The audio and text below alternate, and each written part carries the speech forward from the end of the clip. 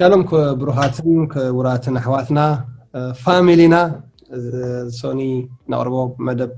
برختاتنا يوم مدب برختاتنا كابحواتنا هيوتن أقلوتن مهارو بزه نقر له مونلو معنتي حزنا لكم متينا زادنا نعم لخسب هارا ميكيل ألمي بزحنا إجزابير محرت كأو هرينا مسكرناتو مسمعكم بتاعمي نقولتها مسكينيو and I believe in سخاتكم من مسمعكم بزح نجار تريو تمهارو نجار كله متشم نجزابير محرت كن رأينا شالوم يا so share نجبركم نايز أقلو استخافل تخونو من هاتو كومي سرح تسرح كومي سرح أنا بستخالنا مثلا تي نجزابير نجار spread كن قبرو سلندلي سخاتكم share قبرو حبيبكم سنة join قبرو توم أب يوتيوب نزل أجلس كاتولو دما شالوم نعهاتكمن كم تدخل شعنو قبرو مجمريا سبسكرايب تدأجيركم كتصالي كنسجل كلنا خمس سبكمي شير تدأجيركم أو نبكالو تكبت سحيم لايك تأجيركم تي يوتيوب كتصنحوا أيو أفت أب أير كتصنحوا أيو سلازي لايك مقبرة ترسعوا نبات ريتو تلكم حساب تلكم نتي مسكرنا تلكم نحونا تتابعوا وديهم تمعدوا نجار تداهليو نعايون كومنت خاص صحافو engaged كونو مستحسب يا شالوم نبغى تكون أربو ناي first love أقل لوتيو I believe كل خاتكم تسمعنا لهم إلا أنا أمن بأمنتنا نقو عزلنا أبتما كورونا سرعي لنا أنا نخيزلنا بزه لما عندك سان قبل كان بغلطفنا هنكن أتوينا مبارنا ببروغرامنا حوي حواري ميكيل جزابيري بارخكا فقادنيا خوينكا سلازم أخا دسيلنا له بزح كافت مسكرنات كاخ سواتون سمعيك نعهاون كابتي قرب زعلنا يون بزح نقر كتب لنا خم تخيل سلسلة دا أوكي لو ما عندي مسألنا مو مسخد ما قصدي خلينا نحلف دلينا كم تكون شع نكبرو first love نعملها فقرة مالتي تا أنا متصاحب كلوسي إحنا نعملها نفكر تو أقدمه زفكرنا يبل تا أقدمه زفكرنا فقرية مسؤولنا برجيرات النامو اسكي مس أملاخ كم متون كوننا كميل كأخا مس أملاخ تلاليها كفقر أملاخ بخمي تردي كا أبزا فقر زي أخا كتنبر بمزحلف كا كل محلافات ستيل تاني كا تنبر قوتاري and we are proud of it قرب على لنا حواري ميكيل مانيو كابي أبي تقول عبيو كميلي نبأمنة متسيو كقرب على نامو كما كمرته ونكون نامنتي هارا شالوم كريستوس نعها يكون باستري بتعامي تينكيو سلاتي ستوها بنا أدل سليخا سلا كله أقلقلوتكا سلا بيتكا سلا كله دما نعملخ يمسجنو كم زبالة جزية ذهبنا دما قويتايو سلا جزية ونقويتا سمو يبارخ بتعامي سديخاون بس زمن زي كم زبالة حاوي حقافي سلتن سألنا قويتا دما سديخاون نعملخ كبري هنو زيابر تمسكني هن بتعامي بتتقبرو زلخ أقلقلوت زيابير بتعامي باركا كومونا أتسلم نخالقوتم كومو نايم بصح نجرات خوني زيابير دما نبزوحات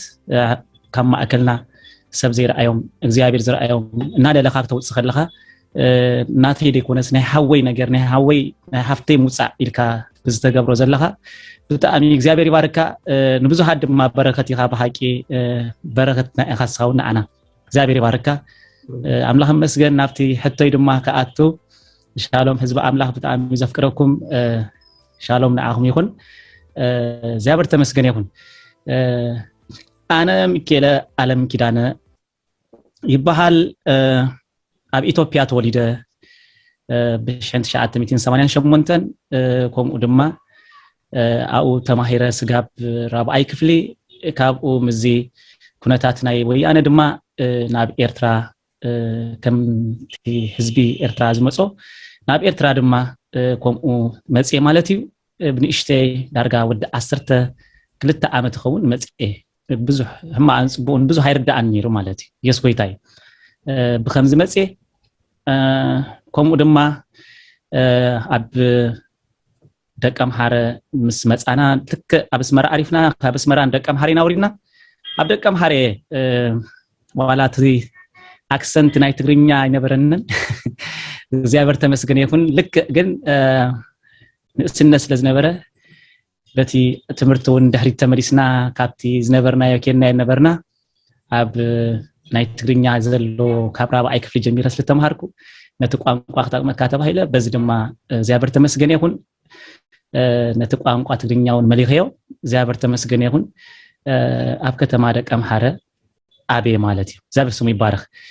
ካኡ ድማ ስጋብ ኣብ ደቀም ሓረ ስጋብ ሻልሻይ ክፍሊ ተማሂረ ካኡ መስመራ ቀጽለ ማለት እዩ ከምዚ ይመስል እቲ አመጻጻይ ካባቦይ ዓለም ኪዳነ ካበደይ ድማ አሰፋ ሻብርሃ ተወሊደ አምላህ መስገን ፓስተርይ ከምዚ ይመስል እግዚአብሔር መስገን ሚት ኮይናላ ያ بخمي خنا بقول مصيحه فر املاح بخمي تنبيك اوكي يا نغويتا زمصا كله كمزي زغرمي مبالي دما بتعامي كابتي رئيسي زفلت كلها غزي جميره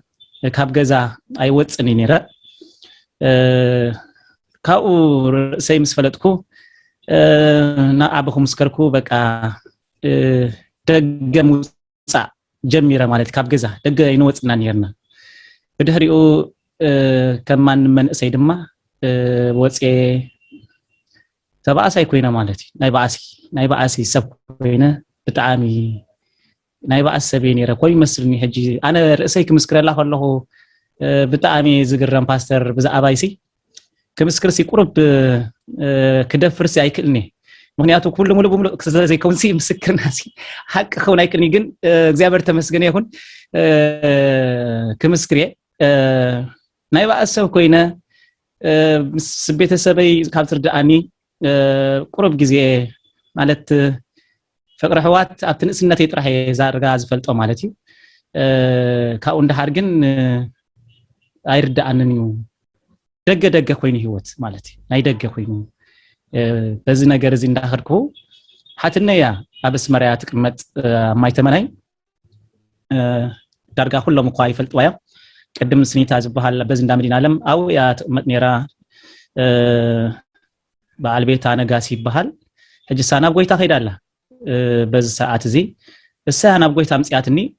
ማለት በት ዝነበርኒ ባህሪ ጠባይ ኩሉ አሸጋር ሰብ ስለዝነበርኩ ሜቢ ጎይታ ተቀየሮ ኢላ ካብ ደቀም ሓረ ነስመራ ወሲዳትኒ ማለት እዩ አብስመራ መስከርኩ ዘገርሚ እግዚአብሔር ተመስገን ይሁን አይተለወጥኩን በቃ እቲ ኣብ ደቀም ሓረ ዝነበረ አብስመራውን ቀጽሉ ቡልቀይ ነረ ኣብ ደቀም ሓረ ዝባአስ አብስመራ መስመጻሁ ኸአ ናይ ጀማዓ ኮይኑ ማለት እዩ አኽሪያዶ ማይተመናይዶ ፓራዲዞዶ በህራም ጭራ ገል አዳ አቤቶ ክንብል በቃ በዝውን ብጀማዓ ኮይንካ በቃ ማአሰርቲ ባአሲ ዘረባ ሰብ ዘይሰምዕ በቃ ኮይና ማለት ናብ ጎይታ ንክመጽ ግን ሳ ብዙሕ ትጸረን ስለዝነበረት ወንጌል ዝባሃል ቤተክርስቲያን ቅድመ መውጻው 2000 ዓመተ ምህረት እዩ ናኡ ደቃሃትን ይخرج ስለዝነበሩ ምስኦም ንኸይድ ቀዳመይቲ መዓልቲ ኸይደ ምስራአዎም በጣም ተገሪማ አይፈልጥኒ አነ ቆሙ እቲ ዝተማሃርኩ ትምህርቲ ኣብ ደቀም ሓረ መጽ ፌዝ ሚሽን እዩ ኣብ ፌዝ ሚሽን ቤት ትምህርቲ ቁርብት ናይ መጽሐፍ ቅዱስ ነገር አው ይርዳአኒው ቅድመ ትምህርቲ ቅድሚ ባንዴራ መስቀልካ ድህሪኡና ቤት ጸሎት ዝባሃላሉ አው አቲኻ ጸሎት ምርጫ መዝሙር አሎ ትምርጽ ቃል አምላኽ አሎ ይንገረካ ገለ እዚ ነገራሲ አው ይፈልጥ ግን ከምዚ ሃይማኖት ኛውን አይኮንኩን ግን እቲ ቃል አምላኽ እቲ መዝሙር ንመርጽ ቁጣቢልና እግዚአብሔር ሰንደቅ ላማዩ ገለ ዝብል መዝሙራት ገለ ንመርጽ ዝምር ምስኦም ገለ ሕጂ ኣብቲ ንያስመራ ሙሉ ወንጌል ምስ መጻና ግን በቃ ርእዮም ክጽብቁ ማዓት ሰላም ሓወይ ሓፍተይ ከመይ ደሓንዶ ገለ ብሉ ዋ ከመይ ሙዚየም ሓወይ ሓፍተይ ገለ ዝብሉ አበይ ዳይ ከመይ ዳይ ገለ ገሪሙን ማለት እዩ አበይ ፈልጡኒ ሓወይ ዝብሉኒ ሓፍተይ ዝብሉኒ ከመይ ዝዳ ገለ ምስራአዎም በቲ ፍቅሮም ሲተሓዊሰ በቃ ዋው ነይሮም ሽመይ ገለ ጎይታ ዝቅበል ተባሂሉ መወዳእታ ስብከት ሓደሽ ውጽእ ተባሂሉ ወጽእ ኣብታሙል ወንጌል ቤተክርስቲያን ኣብኣ ንክርስቶስ ኢየሱስ ከም ናይ ግል መድሃኒ ገረ ቅድሚ ምእፃዋዊ ቸርች ኣይታ ኣጾት ነራሳ በታ ሰዓት እዚኣ ንክርስቶስ ኢየሱስ ኣው ተቐቢልዮ ንክርስቶስ ኢየሱስ ኣው ክቕበሎ ከለኹ ብጣዕሚ ማሪኹኒ በቃ ትፍቅሮም ይማሪኹኒ በቃ ህይወቶም ማሪኹኒ በቃ ምንም ዝተንከፈኒ ቃል ኣይነበረን ግን ትፍቅሮም ማሪኹኒ ሽዑ ታሙል ወንጌል ቤተክርስቲያን ትበሃል ብጣዕሚ ዓባያ ሰፋሓ ነራ ጨንፈርካ ኣብ ኩሉ ስፍራ ነይሮም ኣበይ ገዛውትኻ ቴሌፎን ከሃበና ገለ ተባሂለ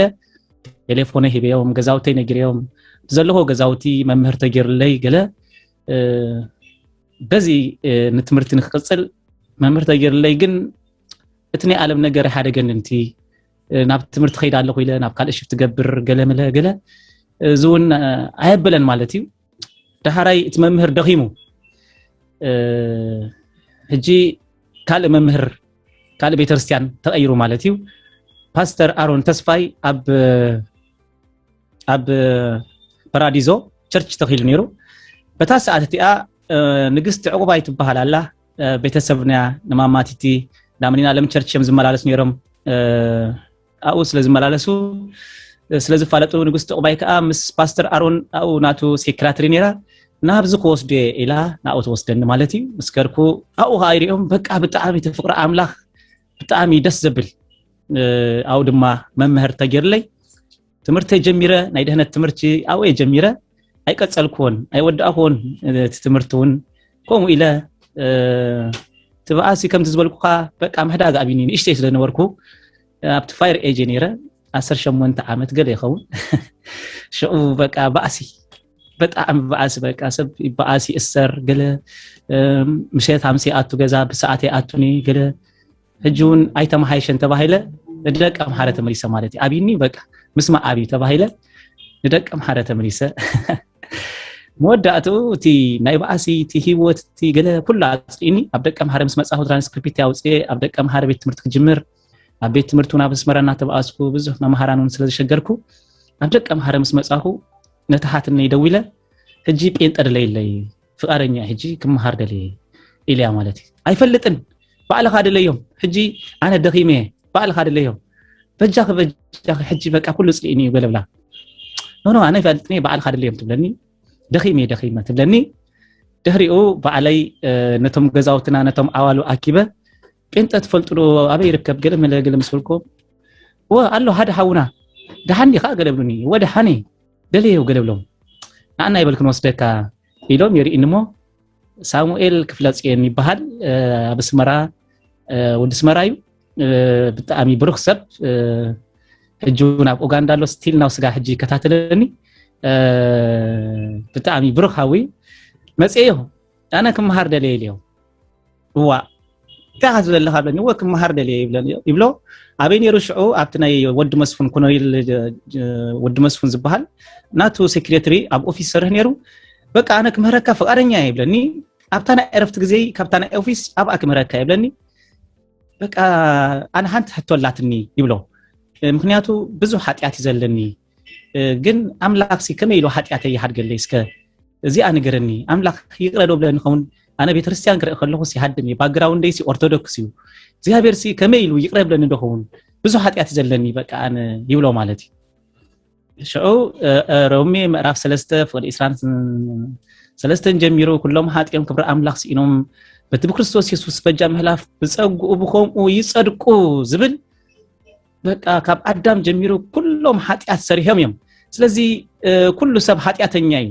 ማንም ሰብ ብርእሱ ዝጸድቕ የለን በቲ በጃ ምህላፍ ክርስቶስ ብዝገበሮ ብከምኡ ብፀጉኡ ይጸድቁ ዝብል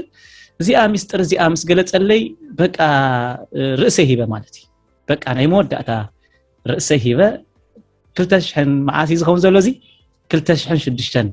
ዝኸውን ዘሎ ማለት እዩ ኦሬዲ ዝኩሉ በቃ ገልጠምጠም ይመጽእ ማለት እዩ ስጋብ 2006 ካብ አንዳሃር ሶሙን ሙሉ ዳርጋ ወርሒ ከይቋረጽኩ ቦታና ቀይርና ትምህርትና ክንመሃር ጀሚርና ኣብ ደቀ ምሃረ ማለት እዩ ካብ ዘገብንብለካ ትምህርቲ ክንመሃር ከለና ሃገራው ድህነት አሸጊሮምና ኣነስ ስንሰብ ሃሪመ ለቸንሳዶ ድብሬተዶ ስኖም እሬሎም ቤትሮኦም ይሬሎም ገለክ በሃለ ዝፈልጥ መጽሐፍ ቅዱስ ሂዘ እና ተማሃርኩሲ ብጽፍኢት የም ካብ ገዛ አውጽየምና ንዑ ኢሎምና አነስ ደሃን ቤተዩ ሽግር የለን ይኸይድ ዘና ሐዋት ግና በቃ ይለስ ስለተና ሐዋት ተንምሳና ዝምሃራ ነበረ አሃት ኔረን ብጣዕሚ ብዛዕብን ይሐስብ ኔረን ታይን ኮናዚ እንታ አሲረን ሐዋቶም ከአይፈልጥም ስለዝሆንኩ እንታይ ብሎ ነሆኑ በቃ ስደዳይን ምክንያቱ ስደስ ለዝነበረ ብሽኡ ግዜ ጴንጠ ጎይታ እንዳር ተቀቢሎ ሓደ ብጣዕሚ ይፍለ በቃ ካብ ገዛይ ስጎክ ገዲፎክ መጽ በቃ ነቲ ክርስቶስ ዝባሃል ሃዲጎክ መጽ ከይተእትዎ ገጽ ከይትህቦ ስለዝባሃል ብጣዕሚ ብዛዕብን ይሐስብ ኔረ እንደገና ብጣዕሚ ከአተባ አሳይ ስለዝነበርኩ ዝምህረን ዝነበረ ገለ ከይትብሎ ይብለን ማለት እዛ ኢደ ሄዘኒ ክርስቶስ ይሉ ዝሃንት ጸፋአካ ዝሃንት ድገሞ ይዝብል እጂ በቃ ወላ ተጽፊካ ሲልካ ተጽፊካ ኸይድ ገለ ብለኒ هراي إلى يخيد حجي زنا والد جن بتعمي على شأني أنا هني بتعمي بزعبني حاسب من هاتو بزوف يرئيس لازم بروح تسوي جن كاب جزا قله بروحات حواس لازم بروحها جزا تخاري من برون داوهات سوق قله جنزب قله ناس بيزا أتصبق قبلنا أنا مال سنجل يقولوا بقى أنا مهار أشكر قبلنا بقى كم زي تواردوا كم زي تصرفوا كم زي بقى أنا تمسدرا كل عندي متصبي ونحن أشكر قبلنا صدقني قله يلهم بقى قالي جزا جنزب قالي ولبسي قالي أسبيزا قله بقى أتصبق بقى أبزقوا في الكات مهار أبزقوا في الكات تسألي شو جرز بحالنا بعلم ما تسمبرس خيط خدومي خا ناتب حاله كم استاذنا برا بقى حجكم خناين قالي بس استاذنا بركو داخرنا خلنا መጽሐፍ ቅዱሳት ሂዙና ቲ ሀገራው ደህነት መጽሐፍ ቅዱሳት ሂዙና በማዕከል ጽርግያ በካፍቴሪያ ሱበትሪ ሂዙ ነህና መጽሐፍ ቅዱስ ሂዝና ነህና በቅድሚት እሱ በድህሪት ንኸይድ ኔርና ማለት እዩ እንታይ ስለዚ ገበርና ኮሙ ትገብረና ሲዲ ኔር ብትገዛ ነቲ ሲዲውን ህዝቦ ኢልና ብዙ ዶክመንታት ኔሩ መጽሐፍ ቅዱስ ገለ ሽዑ ንኸይድ መጽዩ ሽዑ ስኻ كلتف يلكا خيد يبلني الراي خيد الله يبلو امص ابيلو እዚ ገጸይ ኮሜለን አነ ተጻፊ ይፈልጥኒ ባአሲ ተቀዲመ ይፈልጥኒ ለመጀመርታ ግዜ ገጸይ ጽፋ በሐቂ አነ ይቀደምኒ ባአሲ ሽዑ ለመጀመርታ ግዜ ጫ አቢልን በቃ ተሐመም ያታጽፊት ሽዑ እቱ ሂዙና ዝኸይድ ነበረ መምህራይ ማለቲ ሳሚ ሚኪ አንተ ነገር ከይትገብር ሲልካ خيد ይብለኒ الراي ሶኢላ خيد ሽዑ ስማ ኢልዮ سخاوت شعات ورحيخا أنا وتشحات ورحي ذات رجعت مسكريا برأس خام تخلكو خانيرة بزي كذا خدان كابلو مالتي جن نزي تماري خلو زخي زلهو موها ماري خن زلهو أملاك قبل ما أنتو أخبل قدي في اللهو إلنا ما قدنا أسئلنا لك أتابيت ما أسرتي 5 متر كتر فنا خلا انتهي بلنا أبز بيت ما أسرتي تأتوني هم بلنا حجي بزي أجركم بزحان تصرجع بقوت من لاسو أبتاع جزا دحرجك تمهارون هرهيبكم نمود أتعدل هيبكم الله كتمهارو خونه كتمهرو كي رغبكم إلو أفانينا أبقى بوتانا قايرنا جزانا قايرنا بقى تمرتنا ودينا زابر تمسجن يكون ويتاي واركم باستر ميكيل أب السودان زنبرو مالتي السوم أبدأ كم هارة أبقى عليه وقت بترسيان أو تمكت بارتيزم وسيدنا أتأمي أمنا مالتي زابر مسكين كم زي مسل سقافتي هجي زمت أخو تينا يمدحني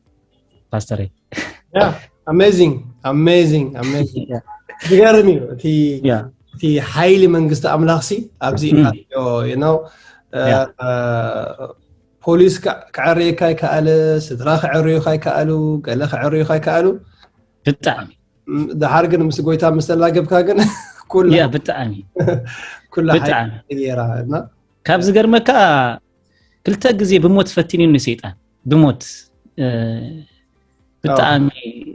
حرا ينيره بالتعامي حرا قبل كله سب سلام يبلني مغدي دنيني زخيد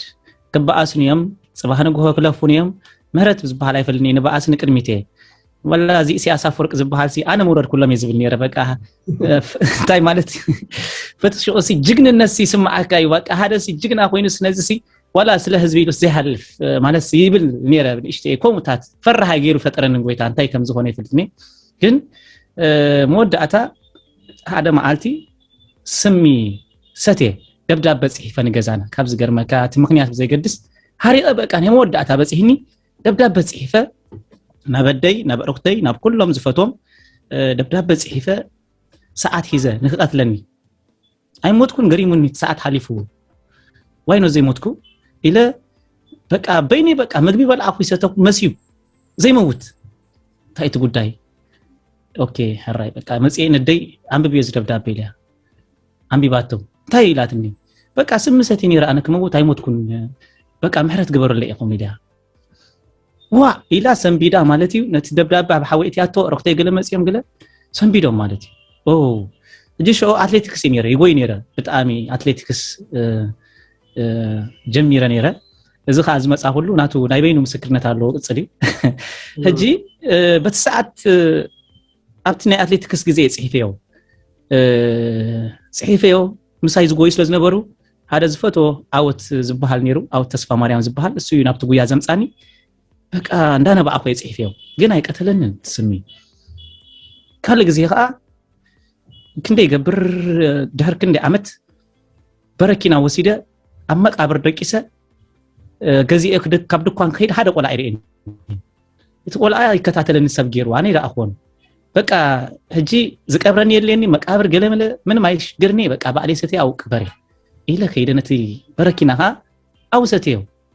ኣብቲ መቃብር ኣይሞትኩን ሰባት መጽኦም ከ ሒዞምኒ ሃኢፎም ሆስፒታል ክወስዱኒ ይርዳኣኒ ሽዑ ሓወይ ኸ ኣገዛ መጽኤ እቲ ምክንያት እንታይ ይበሃል በቃ ሓሪቐ ጸኒ ሽዑ እቲ ዶክተር እቲ ነገር ይንገር እሞ በቃ ድሕርጂ በቃ ከም ዓይነት ነገር ከይትፍትን ገለገለ ተባሂለ በዚ በቃ እቲ ክርስቶስ መስኣትወኒ ብምሉእ እቲ ነገራት ብጣዕሚ በቃ ንዓይ ብህነ ምፍዳያትን ሲኒ ካብቲ ሽዑ ጀሚረ ስጋብ ዝሕጂ ዝርኤኒ ሚካኤለ ሓድሽ ሎም አንተ ጎይታ ኢየሱስ ተቀበልኩ ይስምዓኒ ብጣዕሚ ሃይለይ ኮም ኢሊ ዘላ ኢየሱስ ጎይታይ ያ አምነ እሱ ኮት ሓቂቲ ሓንሳብ ንጎይታ ምስ ፈለጥካዮ ነው ያ ሓደ ደው ከብለካ ዘይካለ ብዙሕ ሰብ ተሪኻ ከም ዝናትካ ይበቃ ያ ቤት ማእሰርቲ ደዋይ ብሎ ማዕዳይ ደዋይ ብሎ ገለይ ደዋይ ብሎ ያ ምስ ጎይታ መስተላለየ ግን በቃ በረዲ ዝኸ ያ በሃቂ መንግስት አምላክ ሓቶ ከሎሲ መንግስት አምላክ ከም ፍራይ አድሪያ ይልዎም ዳሕር ግን ዳዓቤት ንሁሉ አትቋጸሩ ይልዎም እጂ በሃቂ ከምቲ አትመስል ዘናይ ናይ ጎይታ መንግስቲ ያ አትመስል ግን ሁሉ ያረሸሽ ተብሎ ሓያለ ዝበለ ብጣዕሚ ርቱዕ ዝበለ ያ እዚ አመጽ ከሎ ግን መስመር ይዝሕዝ ብጣዕሚ ሽዑ ናበይ ኬድካ ጎይታ ተቀቢልካ ተጠሚቕካ ዳሕር ናብ አገልግሎት ገለ ሄድካ ዲኻ ዋላ هو شو ጎይታ ተቀቢለ ተጠሚቐ ካብዚ ህይወት እዚ ከውፃን ዝኻለ ጎይታን ስፖርት ነው አትሌቲክስ ካ ጀሚረ ነይረ ሶሪ ፓስተር ቲ አትሌቲክስ ሕጂ ካብ ኩሉ ክልክ ከምቲ መጽሐፍ ቅዱስ ካብ ኩሉ ፈለካ በቃ ካብቲ ዓለም ዝባሃል ይውፃካ ሕጂ በቃ ብምሉኡ መጽሐፍ ቅዱስን አትሌቲክስን አውጽየምኒ ልክ ክርስቶስ ዝባሃል ኣብ ህይወተይ በቃ ሚእቲ ካብ ሚእቲ አቲ ማለት እዩ شو زي ነገር مسكونه لك 2006 كمت كل سب كبيت تمرتي كما اكل بيت تمرتي ناب كليما خيده مالتي منغستي اوفر ايج يلو تغفيفكا هو تغفيفنا كما اكل بيت تمرتي بملنا مالتي تمهارو بقى جونيور مالتي بملنا كملا ارترا مالتي بملنا ناب كليما ناويا كاويان كليما اذا صرت شعات تزوريا وريده مالتي يا ካኡ ተዓሊመ ከም ሰበይ ማለት ዩቲ ሃገራዊ ጉባኤ ፈጺመ ብኡ ድማ ቦርድ ተባሂለ ናብ ስድራይ ተመሊሰ ኣኡ ድማ ይነብር ነይረ እግዚአብሔር ይመስገን ኩሉቲ አገልግሎት ፈጺመ ኣብ ገዛ ተመሊሰ ኣብ ዓሰብ ማለት ምሽ ኪሎማ ሁዲ هو ዓሰብ ክሊማ ያ ዓሰብ ያ ብድሕሪኡ هو ድሓር ካብ ገዛኹም ናብ ኬድካ ምክንያቱ ሓደ ካብቲ ምስክርነትካ ክልተ ግዜ ኢኻ ተሸጥካ ያ ያ ሳልሳይ ጎይታ ዓዲግካ ኣሎ ያ ኢየሱስ ይባረክ ያ እጂ እስኪ ድሓር ከመይልካ ኢኻ ካብ ኤርትራ ወፂኻ ሽዑ እንታይ ይጋጥምካ እስካለና ያ ገርም እዩ ልክ ካብ ኤርትራ 2011 መጀመርታ ወፂ ብጣዕሚ ናይ ስፖርት ፍቅሪ ስለ ዝነበረኒ ካብ ዞባ ብጣዕሚ ይወዳደር ስለዝነበርኩ ኣትሌቲክስ ጽቡቕ ውጽኢት የዘምጽእ ብጣዕሚ ከዓ ንክለብ ንምእታው ጻዕሪ ንገብር ስለዝነበርና ኣብ ክለብ ዞባ ደቡብ ብጣዕሚ ንቃለስ ነርና ብጣዕሚ ብዙሕ ጻዕሪ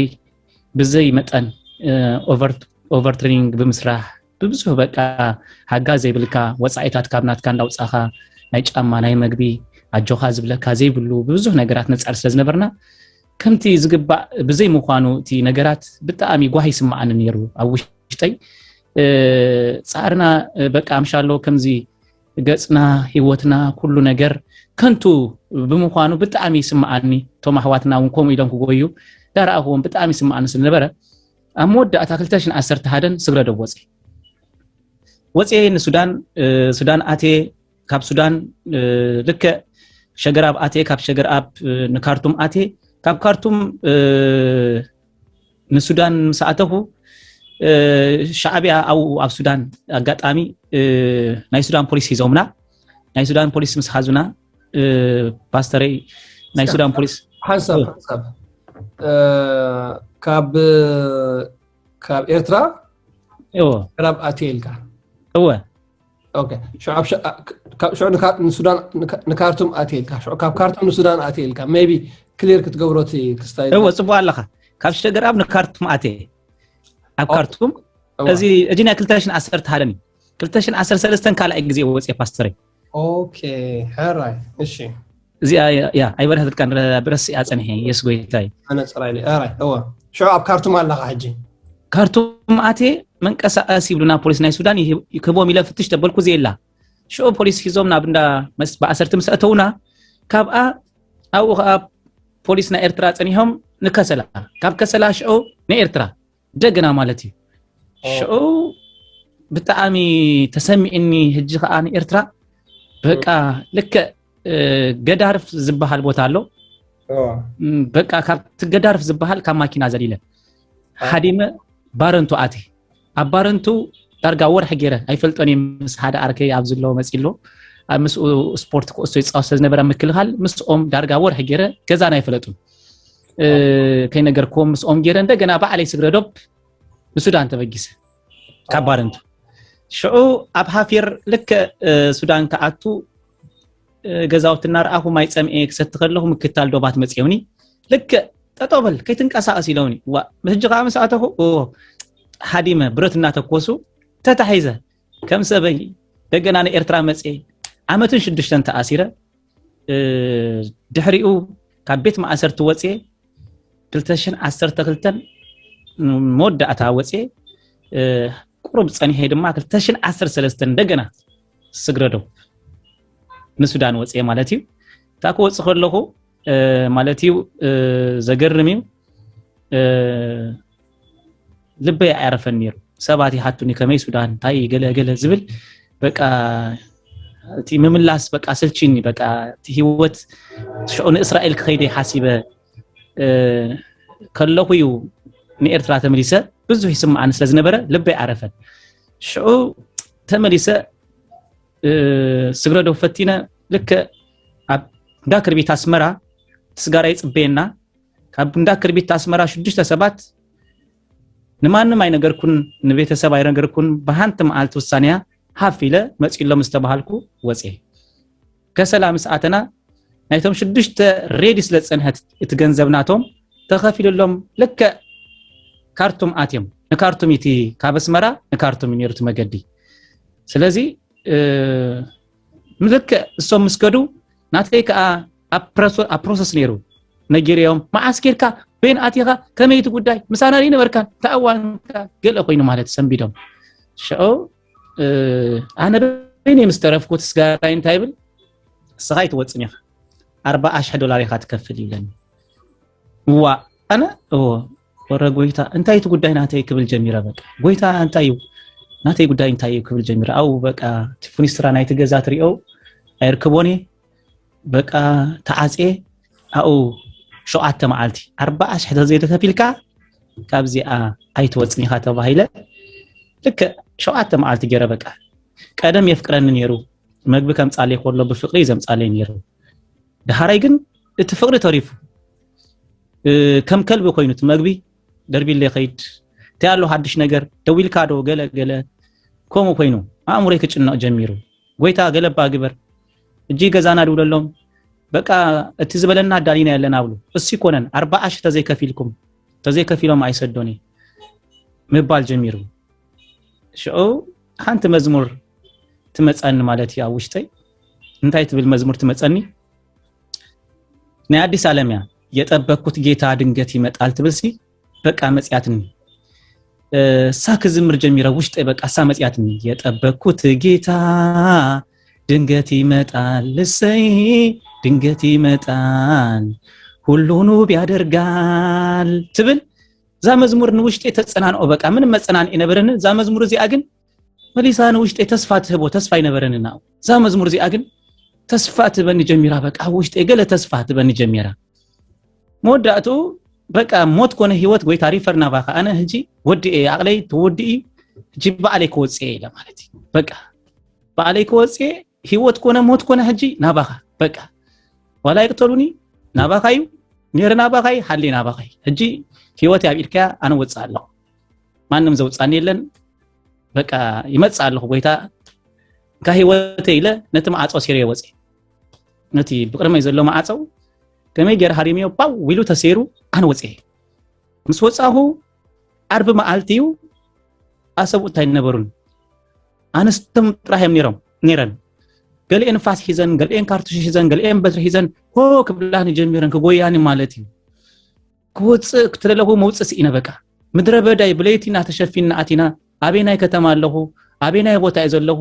አቤናይ ገዛውት ለሁ ቋንቋ አለካዶ ገለለካዶ ተበልካኒ ምንም የብለይን ምንም አይፈልጥኒ በረኻዩ ወጽኤ ናብ ሓደ ገዛ ናብ ካልእ ገዛ ካብ ሓደ ገዛ ዘሪና ናብ ሓደ ገዛ ሞዳቱ ጽርግያ ወጽኤ ካብ ገዛ ናብ ገዛ ናብ ጽርግያ ናብ ሐመድ ጽርግያ ሕርሻይ በቃ ወጽኤ ክጎይ ጀሚረ ሲለ ጎይ በቃ ሽዑነት ናይ ካርቱም ደላላይ ምንታይ ብለው ዘበገሰና ካብ ስመራ አነ ሐዲም ኣለሁ በቃ ተስፋ ቆሪጸ ሐዲም ኣለሁ ህጂ እንታይ ገብር ብሎ እንታውንካ እንዳወዳና ናብይ ከተሐድም ዘይጽበል ነበርካ ወዲናይና ነርና ሞ በቃ አና አሊ ጽበት ገረ ህጂ ሐዲሜ በቃ እንታይ ገብር ጥራ ህጂ ንገረኒ በቃ ዝሆነ ታክስ በልሞ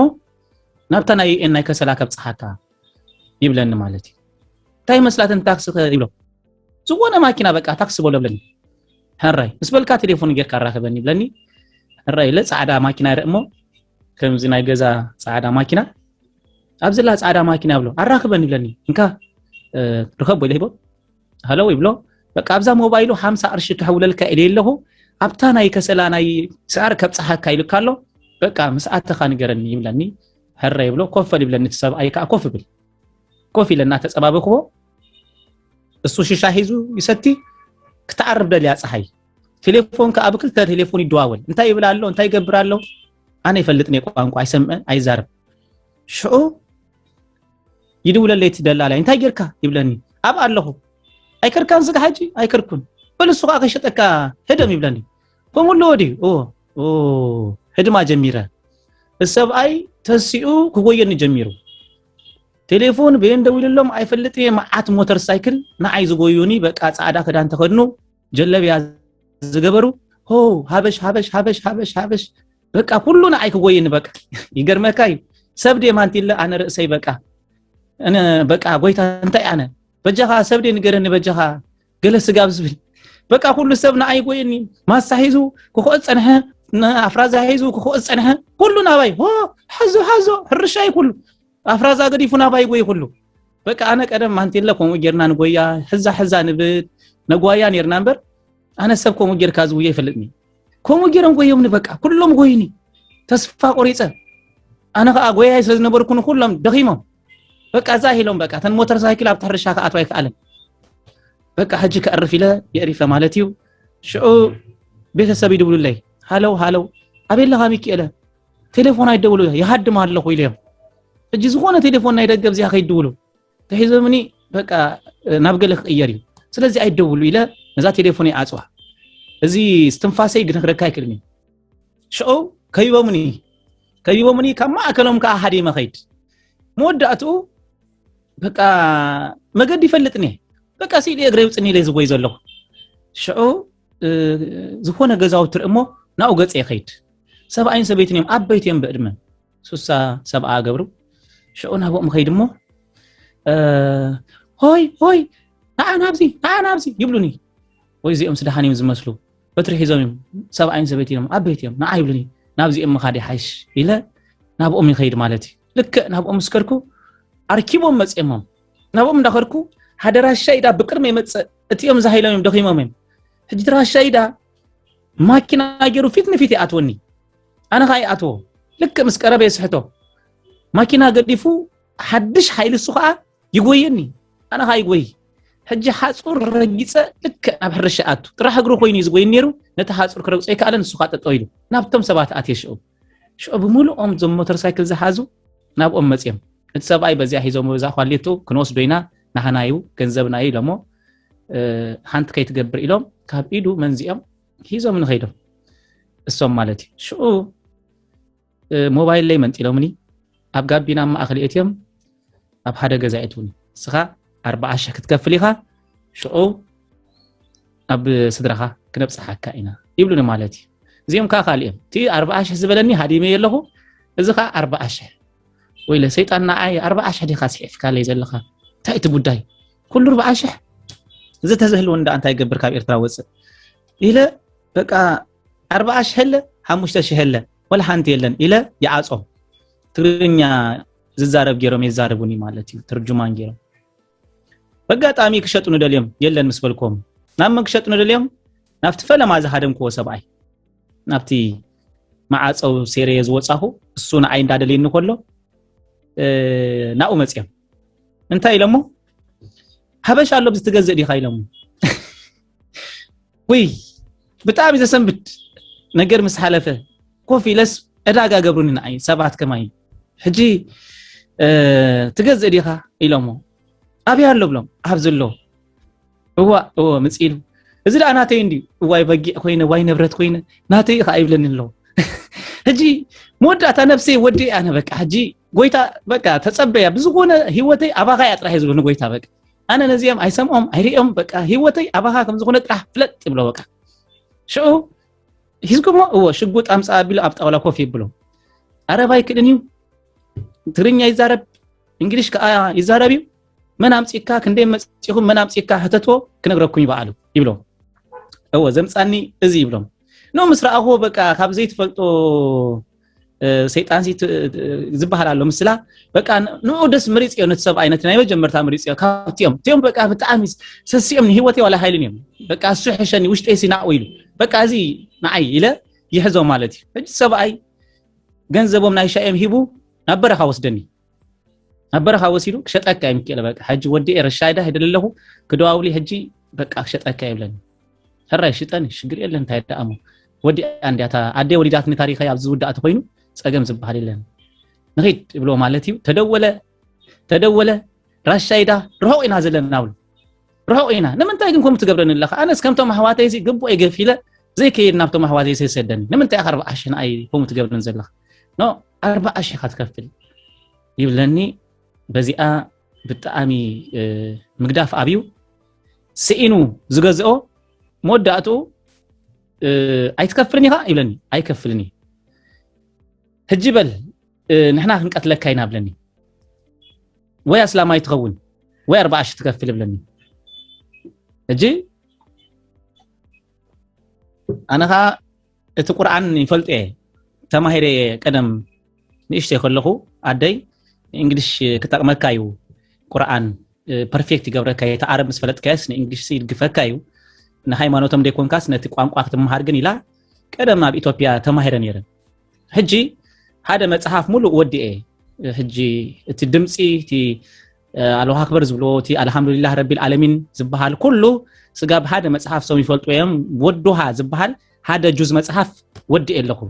30 ምስ ገበርካ ኢኻ ሸኽ ትኸውን ሓደ መጽሐፍ ግን ወዲኤ ኣለኹ ኣነ ሕጂ ይፈልጡ እቲ ቁርኣን ነጊርዮም እዚ እቲ መጽሐፍኩም تمصحف كازيو انا غازي زامن مسبلكم قران تفلت يبلوني هو مصحف قدس كا تفلت هو نحنا ينقتلكاينا بالغات موت يلوم سنسلت غزيم هذا أب إجري هذا أب إيدي تأثيره نبي كم زوجني فلتني عيني تأثيره بعد خات موت نحنا بعلنا عين قتلك كأننا عمله كهتنا إيلهم نبزي فلت أبوته هيزو من غيرهم وصعي كاب تزل هو بوتا وصعي بقى منم دمص يسمعني بماكينه خير كله لك مقتل يزمسل كم زي فيلم قدم صلايت قتللو ارحب ابيلكا طيت كيسمع قله كوم زمسل مقتل يزمسل تغزاوتي فونستراي بلو معصي بلو بقى انا اخيد لك ابت غزاوس بصحكو ابايني زلو ጨርቅ ተፈትዩ ابت غزااتي هجي برور نير ابزا حكيم ابيدي نعاوص يما سنسلت مس اجري اسيرمو اب اجري دما حلف يلو مسمار هريمم طاولا جيرم ابزي سلكي اسيرم ابزي ندهريت مالتي كمزي قنق كيبل ادقي سومني قنق كيبل سلكي اتيو نابزي مسمار تحريمو بدهريت ايدي مس اجري تاسير الله كمزي دقي سلو كمزي يلن هج كمزي عيني ጨርቅ ተሸፍንሎ ፉኒስትራሎ بغوني إذا فنيسترا حجي نقول هو ساعة 6 تصحي توصل سقام مشت يا تهرمك أبتات فنيسترا صحي ترخبن بوتا أب أسيرامني إيدي سلكي تمت إمامولو مليسوم سلكي تمت إمامولو جماو تيتا طويلو دمي تنفيحو أويات نبينيو بتعامي شعو بعلى خاموت نحن ينقتل كاينا إلومني كيدو مالتي إذا إذا أسر وسلكي دمي عزيو تنفيحو بقى جماوتي دم من كسر أصابيو أويات كوم يلن زرد عن يلن ما عاد جاهز بلاي تفاحي مريت نتي عيني تشفين له قولي تبلكو قرب ما عاد جاهز بلا في مصر جاهز بلا دمص سب دمص قال زي سمعلو منم نجر زي بلو عراويتي بلا أيو بقالي موتي لما ينقدي فوق من غيره جن زي أبيهر حلا ويناي زي أبيهر هذا جنن زي أبيهر يقدفني سلست معالت خوينو مقبي بلا أخون ما يستخون سلست معالتي أبت مدرب دا زي أبيهر حلا وياي بتعامي نك زي أبيهر أو إيه بتعامي فر أملاخ رأيو هنتك على مسياتني مستمعكو إليه وقويتا تسمع له يتأمل له قويتا هنتك على الله كزارب دو إليه سب مقبط راح ينبرني بقى እግዚአብሔር ዝወጽ ቃል ከነበር ጽሑፊሞ ዝቃል እዚ አባ ይፈጸም ኢለዮ አይፈልጥኔ ለይቲ አብዛ አፈይ ጥራይ ትንክፈኒ ጫማ ሰባይ ሰመ እዚ ገመር ከመይ ተፈቲሁ ይፈልጥኔ ሰለስተ ጊዜ መስማዓኩ አብዝ ነበርኩ አርሰ ይረክባ ሰለስተ ማይ ጥራይ ሰቲ ሰለስተ ጊዜ አስቲኒ ይኸይድ አነ መልአክ ይዝብሎምበር ሰባይ ብሎኒ ሰብ ጫማ ሰባይ ሰመ ምንም እንቅስቃሴ ናይ ሰባይ እጅ አይኔ ተፈትሑ ዚያ ጥራይ ክትንክፈኒ ዝርዳኒ ሽኦ هذا ነገር ኮይኑ ከምዚ ለኸለሁ አነ ንጎይታ እዚ ለምጸለሁ ዝማይ ክሰት ጀሚረ መግብ የለን እግዚአብሔር ግን ሰናይ አምላኽ እዩ ነቲ ማይ ኩሉ አይነት ገይሩ ለዊጦ መግቢ ገብሮ ሁሉ ገይሩ አጊቡኒ ከቢድ ቃስ ድማ ደቂሰ ትቃንዛ ጠፊው አበይ ደቂሰ ለኹ እንታ ኮይነ ለኹ አብ ገዛና ሆም ደቂሰ ይፈልኒ አብ አራት ደቂሰ ይፈልኒ ከቢድ ቃስ ደቂሰ የለን ቃንዛ የለ ፀሐይ አላ ሐሩር አላ ይፈልጥኒ ከቢድ ቃስ ሽኦ ዳር ሰለስተ ማዓልቲ ምስተወደ ራበይት ማዓልቲ እቶም ዝሸጡኒ እቶም ይሙት ኢሎም ዝሓሰቡ መጽየም አታ ይብሉኒ አቤት ይብሎም አይነይ መክፋት አቢኒ ምራይ ሲኒም ጨርቅ ከፊቶም ላይ ቋም ባል አቢኒ ማን ይኹም ብሎም አይሞትካን ይብሉኒ ዋ አና ዶኩሞ ተፈጥሬ ይብሎም አለሁ ምን ላይ ሲኒም ሸው አይነይ ተከፊቱ ረዮም አለኻ በህይወት ወለሁ እንቋይ ሞትካ ብሉኒ ይሄ ይብሎም አዴና ድቃሲና ላብአኸ ሰለስተ ማዓልቲ ደቀሰትን በህልሚ እናተራአያ ነጥቆል አተዚየም ጽሁም ላይ ደቀይ አይኮንኩም ኢላትና እጅን አኻክኖስ ደካይና መጽና ይብሉኒ እግዚአብሔር ሰናይ አምላኽ አነ አመንኮምን ፈጽሜ እዚ አምኖ ምክንያቱ ህይወተይ ንመሸጣ ጥራት ስለተዳለወቲ ህይወተይ نمشط ስለተዳልወት አያመንኩምን ስእሌ ከሪኤ ካደለ ፓስተሬ እቲ ከመይ ገረም ከም ዝወሰዱኒ ስእልሎ ወስዱን ኮለው ብጣዕሚ ዘገርም ጀለቢያ ተኸዲነ አባስካ እትየምኒ ነፍስኻ ተሓጸብ ኢሎምኒ ጽሟ ሂቦምኒ ስተ ኢሎምኒ ነቲ ጽሟ ከቅበሉ ይከኣለን ውሽጠይ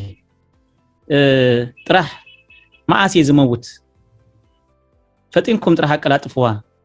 አነ ወልሓንቲ ፍርሃት ዝባሃል ይብለኝ ናይ ሞት ፍርሃት ዝባሃል ይብለኝ እዩ ዝብል ዘሎ ውሽጠይ በቃ ክትመውት ያዛ ነፍስ ተፈጢራ በቃ ሕጂ ወዲአ ኣብዚ ዳ አንታይ ተስፋ ኣሎ ኣብዚ ዝብለሉ ግዜ ሶም ከዓ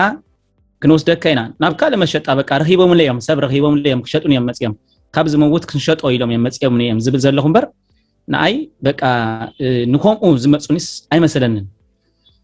ሸኦ አባስካ እትዮም ጀለቢያ በምስተሐጸብኩ ነፍስኻ ተሐጸብ ኢሎምኒ ተሐጺበ ነፍሰይ ጀለቢያ ኸዲኖምኒ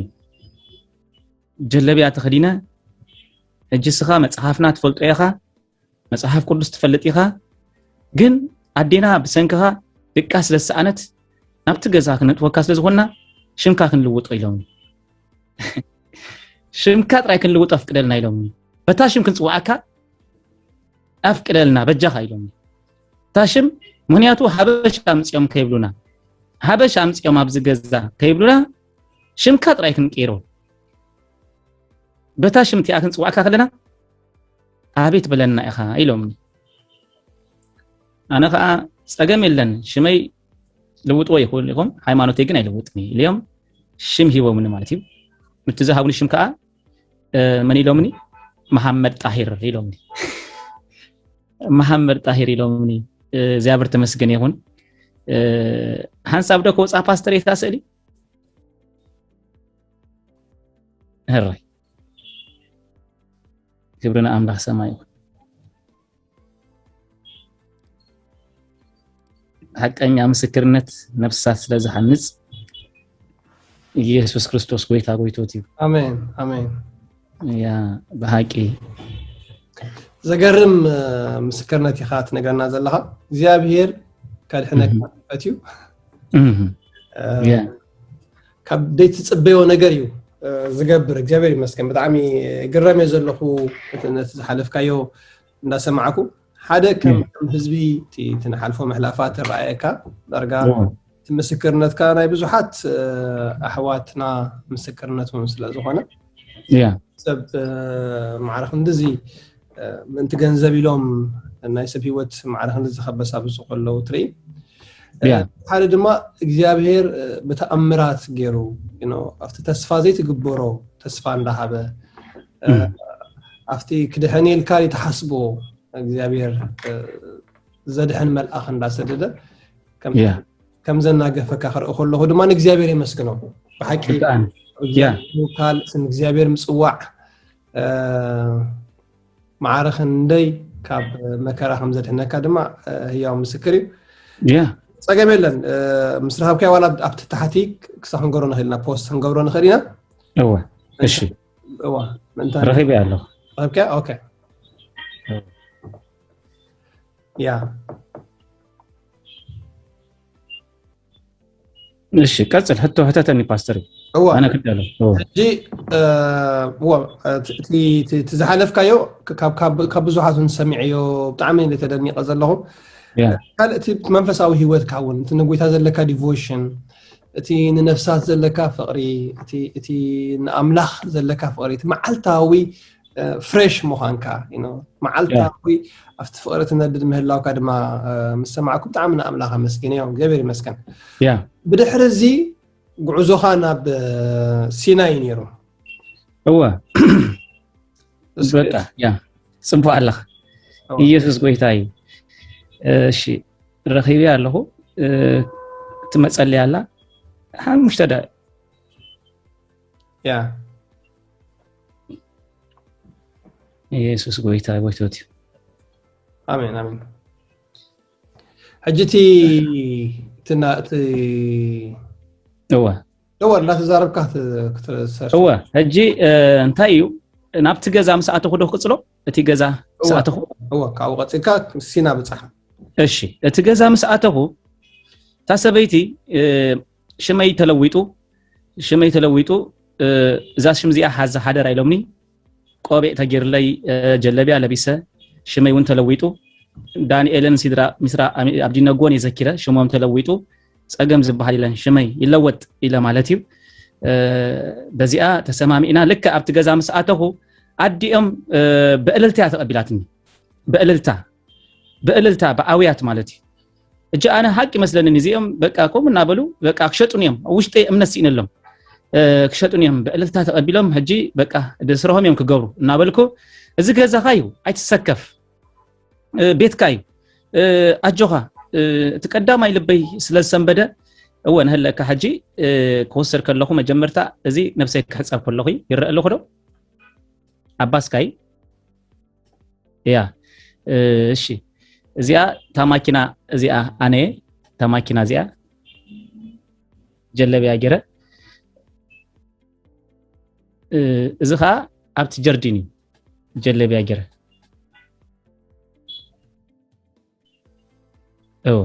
እግዚአብሔር ተመስገን ይሁን ሕጂ ዘገርም ሓደ ነገር እዩ ብጣዕሚ በተሰዓተቲ አምላክ ሰማይ ይባረክ ታሰበይቲ እልል ትብል እንታይ ኮይና ዛ ሰበይቲ እልል ትብል ዘላ እልል ዶለይ ሕጂ አነ ከምዚ ኢለ ከለኹስ ከመይ ሊኣት እልል ዘላ ዛ ሰበይቲ እዚ አይለ እልል ትብል በቃ ዋ ሕራይ እቱ ኢለብት ገዛ መስኣተኹ እቲ እልልተኣ በቃ አነ አይተቀበልኩን ደቅ ሳብዚ ነፍስኻ ተሓፀብ ፀጉሬ ከአፍሪዝ ነይሩ ፀጉርኻ ቁረጾ ቅምቅመካይ ቆቢዕ ከኣቱ ምእታን ሰባት ክሪኢኻ ከለው ገለ ከይብሉ ገለ ኢሎምኒ ፀጉሬ ቆሪጽው ቆቢዕ ገረ በቃ ደቅ ሲኻ በጥበል ዕርፊኻ ተባሂለት ነፍሰይ ደኺሙዩ በቃ ኢዴ ቆሲዲዩ ኣብዚ እግሬ ቆሲዶ ኣለኹ ገለ ምልታት ገለ ኮፍ ኢለ ሽዑ መግቢ ካብ ደገ መጽእ ይበልዕ ብላ ኣብሉን ይበልዕ ሕራይ ይሰቲ ንነፍሰይ ይብላ እዚ ኣብ ህይወት ከይዛሰብ ስለዚ ብልዒ ይብላ ይበልዕ ዝኾነ ፕሮሰስ ኣሎ ይስራሓልኪ ዘሎ ስለዚ ብልዒ እንታይ ደኣሞ ኣይትፈልጥኒ ክብቅመ ዘሎ ሲኢልክ ብልዒ ካብኡ ዝሕሰብ ኣይበልዕኒ ቴለኩ ክፈልዩ በሊኦም ክፍል ስለዝኾነ ብልዕ ይብላ በልዕ ሽዑ ዋላ ነፍሰይ ወሲኸ ሽዑ ወርሕ ገይረ ብትገዛ ወርሕ ገይረ ወርሕ ምስ ገበርኩ ከይትጭና ኢሎም አነ ይብሉኒ 30 ጀርዲን ኣለኒ ይብለኒቲ ሰብ 30 ጀርዲን ኣለኒ ናኣኩ ወስደካ ክትዘናጋ ይብለኒ እንታይ ይገብር ከይትጭና ስድራይ ተራኸቡኒ ሰላም ክብሎም ደሃና ኣለኹ ክብሎም ስጋ ሕጂ ጭናው እዮም ዘለዉ ኖ ስድራይ ተራኸቦም ይኻ ግን ተዘናጋ ገለብሉኒ ወጎይታ በጀኻ ንልቦም ሃልወለይ በጀኻ ሓንቲ ሰብ ሓንቲ ገንዘብ ከይትሕሉ ከይትከፍል በጀኻ ሓንቲ ሳንቲም ከይከፍልዎም በጀኻ ኢለ ናብ ጎይታ ጸሎተይ ለይቲ መስማዓልት እዚኣ በቃ አነ ከይረኸብኩም ዝኾነ ሰብ ገንዘብ ከይከፍል በቃ ዝኾነ በቃ ኢለ በቃ ይጽልይ እዚኣ ጥራሕ በቃ ናይ አዊሮም ንኦም ይጭቅጭቆም ናይ ይብሉ የስትዩ ናይ እንዳዘናጉ ገለመለታት ንቤተሰብ ይጨንቁ ኣለው ጎይታ ስኻትሪኢን ለኻ በቃ ኢለ መወዳእቱ ናብ ጀርዲን ይወስዱኒ ኣብቲ ዝከርክዎ ጀርዲን ሓደ ኦሮሞ ይጸንሕ ሓደ ኤርትራዊ ሓውና ኣው ይሰርሑ ጸንሑ ሕጂ ጀለቢያ ገይሮም ነቲ ጀርዲን ኩስኩሱ ገለመለ ነቲ ትግርኛ ዛረብ ትግርኛ ከይዛረብ ይብሎ ነቲ ኦሮሞ አምሃርኛ ከይዛረብ ብሎ ኩሉ ስለዝኾነ ሱቅበሉ ብሎም ያኣቱ ሕጂ ኤርትራዊ ነፍሱ ምግባር ኣብዮቱ ሓውና ምጽኢሉ ሚካኤል አቤት እዞም ገዛ ንሰናይ ካዮም ዝሓስቡልካ ዘለው ዝኾነ ክትሓድም ከይትፍትን ጥቃ ጽርግያ ምጂ ጽርግያ ኣሎ በቃ ውሽጤካ ሕደም ይዝመጸን ዘሎ በቃ ምንም አማራጽ የለን እጂ ከሓድም ኣብ በር ተኸፊትልይ ዝብል ዘለኹ እጂ ወዲ ትግርኛ መስተዛረበኒ ትግርኛ ለመጀመርታ ግዜ ሰማዕ ኣለኹ ውሽጤይ ተሓጒሱ ጽቡቅ ካዮም ዝሓስቡ ከይተሓድም ገለብ ትግርኛ ትኽእል ዋው በቃ በታ ትግርኛ በመኻል ጥራሕ ተሓጒሰ ሽዑ ይፍትኑ ካዮም ዘለው ይሓድም ዲዩ ኣይሓድምን ይምርምሩ ካስለ ዘለው ሲልካ ኮፈል አነ ዝብለካ ጥራሕ ሰማዓኒ ብለኒ ሕራ ይብሉ ኮፍ ይብል መወዳእቱ ካብቲ ገዛ ንጎሆ ናው የምጹኒ በል እዚ ኤርትራዊ ሓውኻዩ እዚ ኸኣ ኦሮሞይ ኢትዮጵያዊ አምሃርኛ ኸዲ ተዛረቦም ደረጂ ዝኾነ ነገር ሓሊፈ ያታ ፈተና ማለት እዩ ከምዚ ሓድም ርኤምኒ ኣብዚ ወዓል ኢሎምኒ ንስድራ ይራኸቡኒ ምሶም ወዓል እጂ ብሰፊሑ ክቆጻጸኑ ጀሚሮም ኣው ከይጭና ነፃ ገይሮም ከይሓድም ንቤተሰበይ ግን ሓውል ይብልዎም ንኣይ ግን ብገፊሕ ገዲፎምኒ መወዳእቱ ሙስሊም ኩን ፕሊስ ይብሉኒ ኣነ ከውኒ ይብሎም ሸኽ ናቶም ካብ ስዑድያ ኣምፅኦም ሸኽ ናቶም ካብ ስዑድያ ኣምፅኦሞ ምሳይ ተራኺቡ በቃ ነቲ ቁርኣኑ ጽቡቕ ገይረ ነጊርዮ ኣነ ቁርኣን ብጣዕሚ ጽቡቕ ገይረ ይኽእሎ በቃ ነጊርዮ እዚ እቲ ቁርኣን ኣነ ከዓ ኣለኒ ሃይማኖት ኣለኒ እምነት ኣለኒ እቲ እምነት ከኣዚ ምስ በልኮ በቃ እዚ ሰብ እዚ ኣይተውዕልዎ ኣይተሕድርዎ ይኺድ ሕደጉ ኢልዎም እዋ ህራይበል ተባሂሉ ኣቦኦም ካብ 100 ኣንስቲ ወሊዱ ነቲ ንዓይ ዝሓዘኒ ካብ 100 ኣንስቲ ወሊዱ እቲ ኣቦኦም ንዓይ ዝሓዘኒ ማለት እዩ ሽዑ ግብጃ ተገይሩ በጊዕ ተሃሪዱ ሚካኤል ሎማ ዓንቲ ክትከይድ ኢኻ ክትፋኑ ኢኻ ብጣዕሚ ኢና ንፈትወካ በቃ እዚ ገበርናካ ኩሉ ምህረት ግበረልና ኢኻ ኣይተሓዘልና ኢሎም 3000 ፓውንድ ናይ ሱዳን ኣብ ኢለይ ተዋሂቡኒ ክዳን ሓድሽ ኣብ ቦርሳ ገይሮም ድሕሪ ሓደ ወርሒ ማለት እዩ ስድራይ ከይረኸብክዎም ሞተር ሳይክል መፅያ መግቢ ተበሊዑ ቶም ፋሚሊ ብሙሉኦም ኣቦኦም ዝወለዶም ሰላም ሰላም ከምዚ ናይ ህንድ ፊልም ዝመስል ጠጠው ኢለ መፅኦም ሰላም ብሉኒ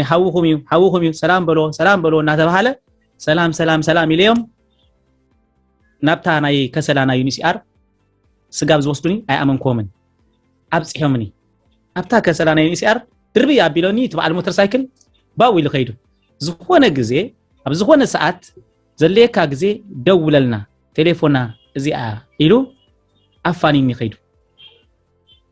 ኣምላኽ ባርኩም ኢለ ናብታ ዩኒሲአር ኣቴ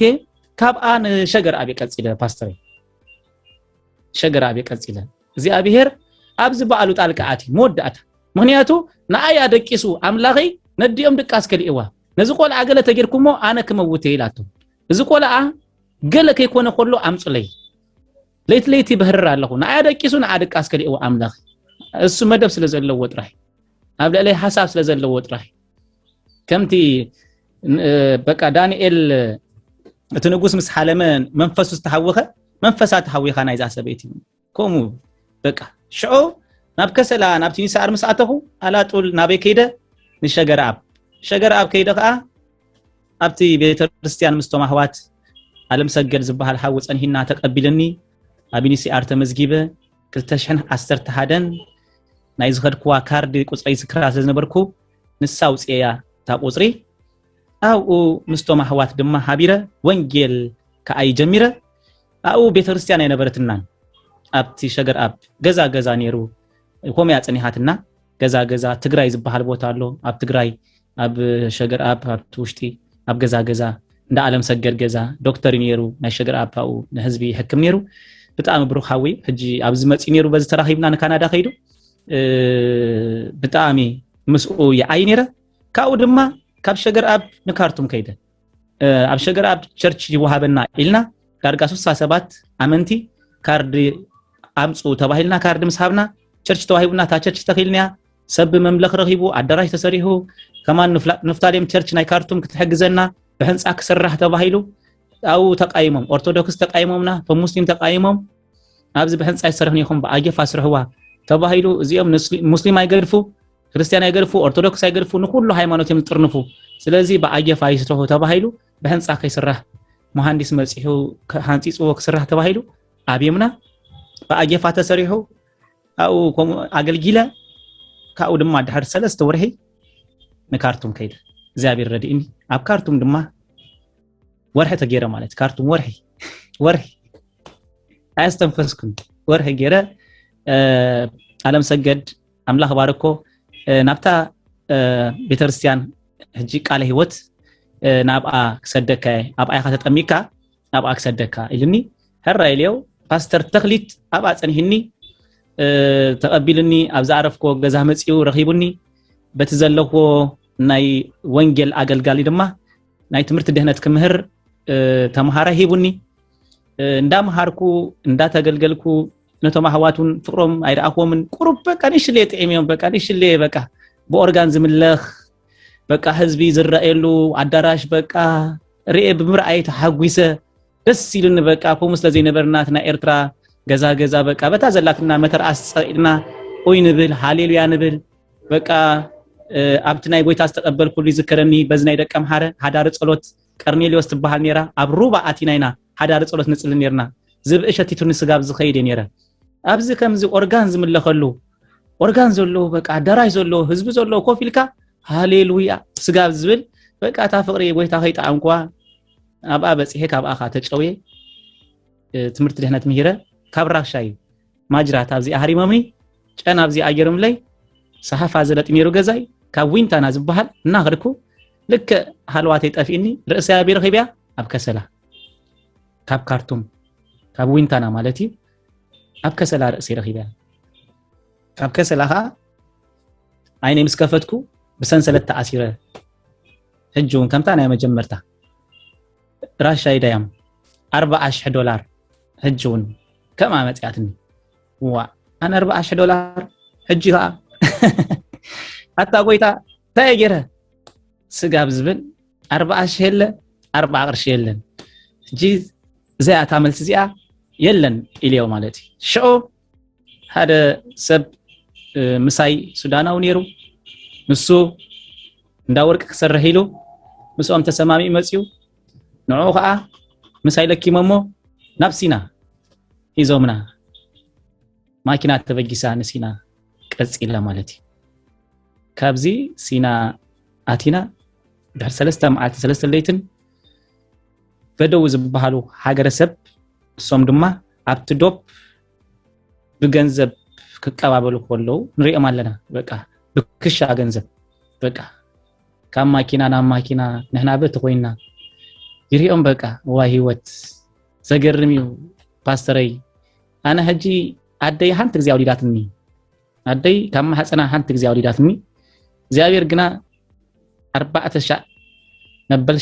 መበል 50 ከ እሱ ከም ትዝበልካዮ ኣዲጉኒ መወዳእታ ብክርስቶስ ኢየሱስ ብህይወተይ ትቀዳማው ኃጢአት ከደህነን ከሎ ብህይወተይ ግን ብዙሕ ግዜ ኣድሂንን ዘገርም በቃ ህይወተይ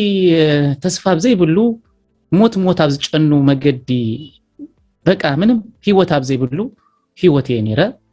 ናብታ ሲና ድማ ተቀቢሎም ልክ መስአተውና አንደርግራውንድ ሆስፒታል አሎ ገለሎ በቃ ሬሳ ረጊጽና አቲና ዝተቀብረ ፍርቁ ርእሱ ፍርቁ ዘይተቀብረ ዝጨኖ ዝሸተተ ገለ በቃ አቲና ሕጂ መስአተና ተወዲአ 40 ተዘይከፊልካ ኩሊትካ ክትጥባሕ ኢኻ 40 ተከፊልካ ግን ክትወጽእ ኢኻ ሕጂ ኣብዚኣ ኮይና ዝድውለሉ ስድራ የለን ነደይ ሕጂ ደዊለ 40 ክጥባሕ ክመውቴ አይብልኒ ኣብ ውሽጠይ ኩሉ ግዜ ዝመጻኒ ሓደ ድምጽ እዩ ሪፈር ናብ ሰማይ በቃ ቋና ኣኻ ፍለጥኩ ካጥራህ ጎይታ ናባኻ ጥራህ ክመጽእ በቃ ዛንእስነተይ ናባኻ ጥራህ ጥም ዘላምበር እጂ ዝጭነቅ ሆነ ዘጨነቆ ስድራ የብለኝ ኢለ እዚኣ ጨካን መልስ ጥራህ ኣብ ውሽጠይ ኣላ ኣብ ፀሃይ ዝውዕል ብኩስትሞ ተሰጥሄ ኣብ ሑጻ ደቂሰ ከረም ይዝውዕል ከሃርሙኻ ከለው ሓሽሰት የሚም ሰብ ኮይኖም ኣይኮኑን ናይ ሰብ ፍርሃት ከይህልዎም ሓሽሰት የሚም ዝሃርሙኻ ብድሕሪኡ እቲ ሱዳናዊ ኣነ ሱዳናዊ ስለ ዝበሎም ንዑ ሓውል ኣይበልዎን ስኻ ግን ናይ ክልቲኢኹም ክትሕውል ኢኻ ተባሂለ ኤርትራዊ ስለ ዝኮንኩ ሙሉእ ነፍሰይ ወርቂ ማለት እዩ ሙሉእ ነፍሰይ ገንዘብ ሙሉእ ነፍሰይ በቃ ሃብቲ ማለት እዩ እሱ ወላ ሓንቲ ዘይከፍል ንኣይ ግን ናይ ክልቴና ክከፍል ኩሉቲ በትሪና ባይ ኮይኑ ማለት እዩ ድሕር ፀሓይ ምዕራባ ናብ ገዛ ኣቱ ኣብ ገዛ ምስ ኣተኩ ማይ ኣላ ከምዚኣ ኩሉ ግዜ ብቆራራ ናይ ማይሳሃ መሊኡ የጽናሃለይ ተስላናዊ እንካስ ተብለኒ هو تاماي رايت ودع علي تمغبنا اخا ناي مودعتا موت سለ ዝኾነ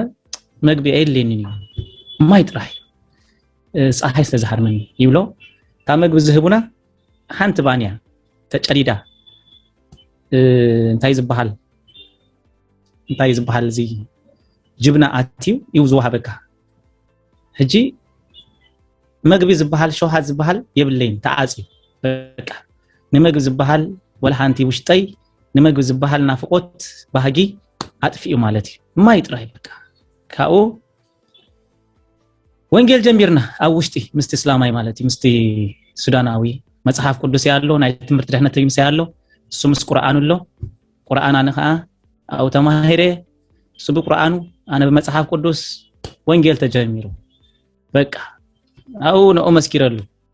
ዋ ከመይት ጉዳይ ገለ ክብል ጀሚሩ እሱ አሊ አነ ሚካኤል አው ወንጌል ተጀሚሩ አምላክ መስገን ነሰብ እዚ ወይ ታሪፍ ይብኒ አው ማለቲ እግዚአብሔር ስርሁ ጀሚሩ ነሰብ እዚ ይህሊፉ መስሃበኒ ስጋ ካብ ኢዴ ዝወስደካ ሰብ የለን ትሪ አለ ኃይልኒ ከራላ ኣብዚ አይልኒ አይራኤዋን ሀቢኤት ያለው ይሉ ደህር መጽየሙኻ ቀዳማይ አኔ ዝመውት ይድኒ አነ ዝካራ ከእተወሎም የሚከረኝ ኖ እጅኮም ይኮነን ይደው እግዚአብሔር አለው እጂ በቃ ምንም ተስፋ ይብልናል ሓደ አርከይ ነይሩ ተስፋ ዝገብሮ ቤተሰብ ክሰም ምንም ድሌት የነበረን ነዛ አርከይ ዝብሎ ብከም ዝፈማይ ሲና ዝሓለፈ ማለት ወድ ገዛውትናዩ ኣብ ዋትስአፕ ታይ ገብረሉ ሃሎ ፊሽ ሃወይ ሃሎ አነ ሚካኤል ኣብ ሲና ኣለኹ በዚኻ ሙሐሊፍካ ሕጅስ ክንሓድም ንደልለና ዝቅበለና ተሎ ኣብ ካይሮ በጀኻ ሰብ ለአኸልና ቀረባ መሲልና ካይሮን ተሲናንሲ ቀረባ መሲልና ይሰደሉ መልእክቲ እጅት ሃውሃ አምላክ ባረኮ እግዚአብሔር ልቡን ቂሕዎ መልስና ሰብክም ልሰልካ ኣብሲና ቴሌፎን ያጽፈካ አይምልሰልካኒ እግዚአብሔር ግን ይፍቀና በጣም አነ በቃ እግዚአብሔር ረእዮ ምላሽ ይውና ሚካኤል ኣብሲና አለ ኃይልኒ ወ ከመልካ አቲኻ ከምዚ ለተሸጠ ከምዚ ምስልኮ ቴሌፎን ካበል ሀበኒ ብለኒ ቴሌፎን ኣብታ ሂቦምና ዘለው ቴሌፎን ቆፉአ ቁጥር ላታ ተለጥፋ ሂቤዮ ልክ መስሐብኮ ማን ይደውልና ኒኤኒ ሂቦ መስሱ ካብ ካይሮ ይኤኒ ይደውልና አብ ያለሁም ክንደ ይኹም ይብልና ክልተ ኢና እንታይ ትገብርለኩም በቃ ሂዞምና አለው ሞንታይ ተሐስብለኩም ክንሓድምና ሐስባልና ርዱና በጃኹም ኦ ሞጂ ሲና ካብዚ ረሆይብ 30 ሰዓት በባቡር ከመጻኩም ሰባይክል ረዳአኩም አይክል ምስሃደምኩም ጥራይ ንገሩና ሾይና ንሕና ክረዳአኩም ክንሕግዛኩም ንኽእል ይብሉና እጁን ተስፋ የለን እግዚአብሔር ተስፋና ሓደ ነገር ኮይን እዚ ሲሲ ዝበሃል ናይ ግብጽ ፕሬዝዳንት ማለት ሾኡ ነጊሱ ምስ ነገሰ ነዛ ሲናዩ ቀዳመይት መጽዩ በቃ ከምዘይ ነበረት ጌርዋ ነቶም አው ዝነበሩ ሆስፒታል አለዎም አንደርግራውንድ መጥባሃት ክፍል አለዎም አጽዋር አለዎም ኩሉ አለዎም መጽዩ ከምዘይ ነበረት ጌርዋ ነዛ ሲና ቶክሲ ብነፋሪት ብታንኪ በሁሉ ነቶም ዝቀትሉ ዝነበሩ ከይጠረፈ ድዋዕዋ አቢሎም አሕና ሸው እድ ረኺብና ንምሕዳ እና ተተኮሰ ሃዲምና ወፂና አና ዝህልወና ዝነበረ ብረቷል ኢሉ ገዲፍና ኸይዱ ንሕና ኸአ ማዓጾ ከፊትና ናበይ ገጽናዩ አንፈት አይንፈልጥ ምድረ በዳዩ እግርና ዘመርሃና ኢልና መገድና አጽልና ሸው ኣብ ሓደ ከተማ ድህር 10 መዓልተ አቲና ነቲ ከተማ ምስአተና ቤኒሴፍ ያትበሃል ቤኒሴፍ አቲና ለና በሎ ኢልኒ ደውልና ነቲኤን ሲያሲ ዝበሃል ጎይታ ይባርኮ ህጂ አውስትራሊያ ያለው ተርጅማን ናይ ያኒሩ ቤኒሴፍ ዝበሃል ከተማ አቲና ናይ ወታደራት ህክምና ዝብል በአረብ ተጻሒፉ የንብባለው ዝምሳይ ዘሎ ስበልኮ በቃ ወይና በመስጊድ እተው ወይና ቤተክርስቲያን እተው ብለና ህራይልና ሰይልና በቃ ፈሪህና ናይ ፍርሃት መገድ ስለዝሆነ ሞተር ሳይክል ተሰቀሉ ብዙሃት ናባና ገጽ መጽ ስለዝነበሩ በቃ ናባና የምዚኦም ሶሜም ሚልና ናብ ህርሻ ገጽና መስአተና ቤተክርስቲያን ረክብ በትጎና እስቲ ቤተክርስቲያን ታንክሎ መድፈ አሎ ኩሉ አይነት አጽዋር አሎ ዘአጠቁ ሰራዊት ገለመለ አብሩኽ ኢሎምና አብሩኽና ታሲራ ኢሎምና መንነተይ አውጽ ሄቢዮም አነ ናይ ኤርትራዊ መንነት ክበው ከለኹ ተኻ ናይ ሱዳን መንነት ታሲራ ሂቦም እሱ አሊ ሽሙ አነ ሚካኤል ሽመይ አነ ክርስቲያን ንሱ ሙስሊም ታራሂብኩም በእኔ እንታይ ትጉዳይ ይብሉና በቃ ንሕና ከምዚልና ተጫዊና ጽሕና ገለም ስበልናዮም ኦ ኢሎም ንውሽጢ እትዮም ክዳና ቀይሮም ካሜራ ሲኢሎም مسيئنا الرخيبنا يوم موتر سايكل جيرهم مودعتو نتومي ان مسرخبهم ندر يوم لنا حجي بكل طف سدرنا مسبلهم تي نايني سي ار اسياس تايم زيهم شقاطو ديهم يبلهم يني سي ار ينفلت ان انت يوم دغلبلو اجي تحادخا نابنا يصطتا دويلو ناب صطتا مس دوله يبلو هذا ارتراوي هذا سوداناوي كمزيلهم تچايم مصيم አለው حجي انت يهونو مسبلو انت يبلو يين زبحالو كاب كايرو كاب مسري دولو مالو حجي انت يهونو በቃ ስለዶም ይሄዱ ይብሎም አምላክ ይጠበቃቲል ነበር ሸኦ አምጾም ሰሮም ተባሂልና ወላን ኤርትራ ሸኦም ተቀረዝና ነርና ግን እግዚአብሔር ጣልቃቲው አውኻ ሸኦ እንታ ኮይኑ ቲ ናይ ጸጥታ ኮምስ በለ ሞተር ሳይክል ተሲያ ናበይ ይብጽሑና ናብቲ ናይ ባቡር ፌርማታ ይብጽሑና ማለት እዩ ናብቲ ናይ ባቡር ፌርማታ ምሰብጽሑና ጀለባ ተዋሂቡኒ ቆቢዕ ገረ ጸማም ኩን ተባሂለ ከይተዛረብ ተሃሊቶምኻ ናይ ጸማማት መልስ ሀቦም ተባሂለ በቃ ኮም ይለ ንካይሮ አትየ ማለት እዩ ፓስተር ካብ ሱዳን ናብዚ ካይሮ ከምዚ ላቴ ስጋ ኣብዚያ ዚያ በጽሕለሁ ዘደንቕ ምስክ نسمع زلنا يا عامل زغرمي بحقي ናይ እግዚአብሔር አጻብዕት እግዚአብሔር ካብ ክንደይ ነገር ከም ዘድሓነትካ ያ ህያው ምስክር ይኮ ተባረከ አብርሃ መስገን መቼም ቀሊል ነገር አይኮነን ዝሐለፍካ የምሕላፋት ድሓር ክልተ ሰለስተ ጊዜ ተሸጥካለኻ በጣም ዝገርም ያ አይ ሁሉ ማእሰርቲ ሁሉ حليف ያ በሐቂ ያ አብ ካይሮ በጽሕና ኣለና ኣብ ካይሮ በጽሕና ያ ኣብ ካይሮ مساعته ተቀቢሎም خاتم حوات ይሃታ ይኩን ተቀቢሎምኒ የኔም ተቀቢሎምኒ ቶሚኤን መጽያም ስቲክ ዝበሃል ነይሮም ልክ ካብቲ ዘለሆ ቦታ መጽያም ከማይ ተጫውዮም በሲና ዝሓለፉ አህዋት ኣብኩም ገዛ አቴ ልክ ፋጥማ ትበሃል ሓፍቲ መሓዛ ሲስተር ዝነበረት እሳተ ቀቢላትኒ ልክ ኣብ ገዛ አባይ አረፍቶም ሚኤን ሲጋብ ዝመጹ በሲናይና ቋጽሒና ነህናው ከማኻይና መስበሉኒ ልበይ ተሐጉይሱ አነ ግብጻው ተሪኤ በቃ ግብጻው ክሸጠኒ ጥራይ ዝብሎ በቃ ማንም ጀለቢያ ዝገበረ ተኩሪ ዝጠመተኒ ክሸጠኒ ቀትለኒ ንአይ ተላአይ ሆይ ዝመጽይ ዝብል ነበር ምንም አይነት በቃ አይርኒለ ሀበሻ ይረክብ ይለውን አይሐሰብኩን ሀበሻ ይጸንሐኒው አብዚ ይለውን አይሐሰብኩን ምስረህብኩም አጆ ካይ ተፍራህ ነህና አህዋት ካይና አለው አህዋት ኤርትራውያን ከምዝ ህጅ ብዙሕ ዘሎ ኤርትራው ደኮነሲ ወህዳት የሚረብ ሸመጽየም ማንም ተልካስ ቶም ናይስና ገሊኦም ዝኖም ተጨሪሞም ገሊኦም አጥባቶም ተጨሪሞም ገሊኦም ሕቆም በበትሪ በሐው ነዲዱ በበሰላ በሰንሰለት ታሪሞም ሰንኪሎም ገለመለታት በቃ ናይ ሞራል ክቡን ይመጽየም ገሊኦም መግብ ሂዞም ገሊኦም ገንዘብ ሂዞም ዝለበስኮ ክዳን በቃ ብጣዕሚ ክፉእ ክዳን ጽቡቅ ክዳን የነበረን ክዳን ገዚኦም መግብ ሂዞም መጽየምኒ ኣብቲ ገዛ ብጣዕሚ ተጸናኒ ብጣዕሚ ተሐጉይሰ መልክኦም ኤርትራውያን አህዋተይ መስራአሁ አዚ ተሐጉይሰ ብጣዕሚ ባይለኒ ዋው በቃ ትግርኛ መስማአሁ ተሐጉይሰ ተቋንቋይቲ ትግርኛ ዝበሃል በቃ ኤርትራውያን አህዋተይ ብምርካበይ አዚ ተሐጉይሰ ሾ መጽየም በቃ ሰለስተ ወርሂ ሙሉ ቶም ፒስቲክ ወሲዶምኒ ናይ ፒስቲክ ገዛ ዝበሃል አሎ አወሲዶምኒ ኣብታ አርዴልዋ ዝበሃል አሎ ብዚ አወሲዶምኒ ሰለስተ ወርሂ ንጉሆ ምሸት ኣብ አራት አይ ወጻሁን ትፍርህ ዝበሃል ኣብ ውሽጠይ አሎ ስምባደይሲ አይገደፈንን ገና ሰለስተ ወርሂ ካብ ገዛ ይወጻሁን አባ ይበለ አባ ይደቅስ አባ ሰለስተ ወርሂ ድህሪኡ በቃ ጎይታ ናብ ጎይታ ኢደ ሓፍ ከብል ጀሚረ ክንብርከ ጀሚረ ክጽልይ ጎይታ ከመይ ለከ ቅበሎም ምኽእል አነ ቅበሎም ጸጊሙን ሎ በቃ እንታይ ከመይ ገረ ቅበሎም ነዞም ህዝቢ ምስበልኮ ጎይታ አፍቅሮም ይልኒ በቃ አፍቅሮም ዝብል ድምጽ ይምስመጸ በቃ ኩሉ ነገር ገዲፈ ከፍቅሮም ጀሚረ እቲ ዝሃደምና የሰብአይ ድማ ቴሌፎን እና ደወለ ይሸግረና ስለነበረ ሴም ካርድ አውጼ ሐኝኽና አብሻ አይትኒያ ማለት እዩ ሾው አምላክ ባርኮ አብዚ ጸንሐና ሙዚቀኛ አሊ ዝበሃል ነሮ አሊ ኮቦሮ ይባሃል ሱይ ናይ ፒስቲክ ተቆጻጽራይ ነበረ ከምኡ ድማ ናይ ፒስቲክ ተቆጻጻራይ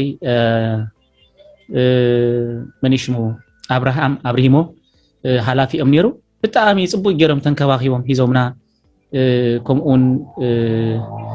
ካልኦት እንዳመጹ ዳሃይና እንዳገበሩ ከምኡን ኢሎም ከለው ርእሰይ ክፈልጥ ጀሚረ ናብ ካርቱም ቴሌፎን ደውለሽ ናብ ፓስተር ተክሊት ሃሎ ፓስተር ተክሊት አቤት አነ ሚካኤል አቤት ኮይንካ ብለኒ አብ ግብጽ ለሁ ግብጽ ወይን ኬርካ ማስኪርካ ብለኒ ከምዚ ለተጨው ከይደ በቃ ሐጂ አምላክ ረድኢኒ ከምዚ ለወጽ ምስበልኮ ሰንቢዱ ማለት እዩ ሐጂ አብዝኻ አህዋት ተለው ቤተክርስቲያን ተላሲ ክድውለለይሞ ከተራኸበኒ ምስሕዋት ይብሎ ማለት እዩ ዋይ አነ እኮ አይፈልጥኒ ግን እስከ ደሃን አብ ግብጽ ከቤተክርስቲያን አሎ ዲ እስከ ከሐትቴ ኢሉ ሐቲተ ዱለልካ ይብለኒ እሺ ብሎ በዚ ነገር እዚ ከምዝ ምስኮነ ናብ ገዛና ደውል ናብ ገዛ ምስ ደወልኩ አደይ ከምዚ በርበረ ክዳን ገለ ናብ ካርቱም ብሰብ ጌራ ሰይዳ ነራ ኣብዚ ኮይነ ምስ ደወልኩላ አቤለኻ ትብለኒ ግብጽ ቤንኬርካ ከምዚ ተሸይጠ ምስ በልኳ ቴሌፎን ገሪፋታ ፌን ትወጽያ ከተዛርበኒ ካለትን ሽው ዳህራይ ርእሳ ፈሊጥ ያትረክበኒ አነ ዲኻ ይኮንኩን ዳህርጂ አቦኻን አዲኻን አምላካይ ጂ አነ ወሊደካ ሓንቲ ግዜ ግን ወላዲኻ ካሊ ኮይኑ ዘሎ ቲ አምላካ ኢላትኒ ካኡ ፓስተር ተክሊት ደውይሉ ናብዞም አሕዋት ዛብሎን ናይ እምነት ቤተክርስቲያን ምስ ደወለ ፓስተር ትብለጽ ያኔራ በዓል አይዛክ ዘማሪ ሰበይቱ ፍርትና ኮሙ ድማ በዓልናቱ ምስ በዓል ዮናታን ፓስተር ዮናታን ካልጋሪ ቸርች እናቱ ሀውና ምስኦም ነኦም በምላኽ ፓስተር ትብለጽ ማለት እዩ መጀመርታ ብሩኻት አሕዋት አለው ይብለኒ ማን ብሎ በዓል አይዛክ በዓል ፍርትና ዝባሃሉ ደቀ ያለው አኡ ሕጂ ነኦም ቴሌፎን ካሂቤም አለው ክረቡ ኸያም ይብለኒ ማለት እዩ ሸይዱ ለያቤለኻ ማይ ካብ ከም ዘለዎ ከምዚ በቃ ክንመጸካይና ኢሎም ናቱ ሀውና ይመጸኒ ረኽበኒ ሸኦ ካብቲ ፒስቲክ ዝባሃል ገዛ ወጼ ናተይ ገዛ ተኻሪየ ምስተና አሕዋት ምስ በዓል ፋጡማ ምሳና ኩን ኢለናኒ ምስኦም ኮይነ ነረ ካኡ ፓስተር ትብለጽ ኣብዚ ትኸውኒኻ እዝኒ ሓሽ ቦታ እዩ ኢላ ናቤት ወስደኒ ጋራጅ ዝባሃል ቦታ ስቲል ናው ድሻው ናይ ዓመት ሂዘለሁ ኣብቲ ጋራጅ ዝባሃል ቦታ አውለሁ እግዚአብሔር ይመስገን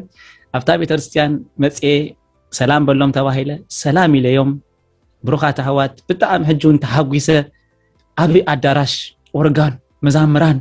ብጣዕሚ አምልኾ ጎይታ ዝብሉ በቃ መኒኻ ዝብለካ ዘየለ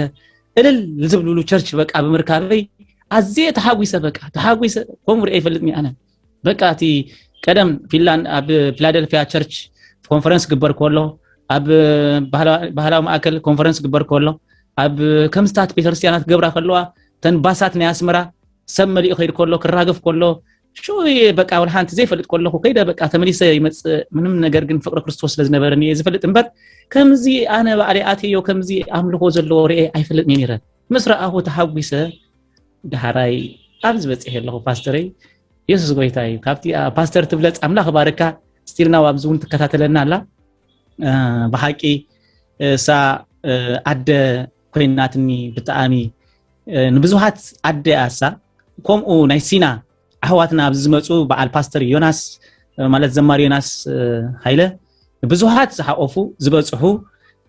ይምስክሩልዮም ዞም ናይ ሲና ዮናስ ኃይለ መጽዩ ከምዚ ገብረልና ነይሩ ከምዚ በቃ ዞም ናህና ቤተክርስቲያን ሓንቲ ገበሩልና ዞም ጴንጠግን በቃ ቸርች ወሲዶም ቁስልና ሕክምና ማኪና ገሮም የመላልሱና በቃ ደሃይ የደውሉና ብዙ ጽቡቅ ገረምና እዚም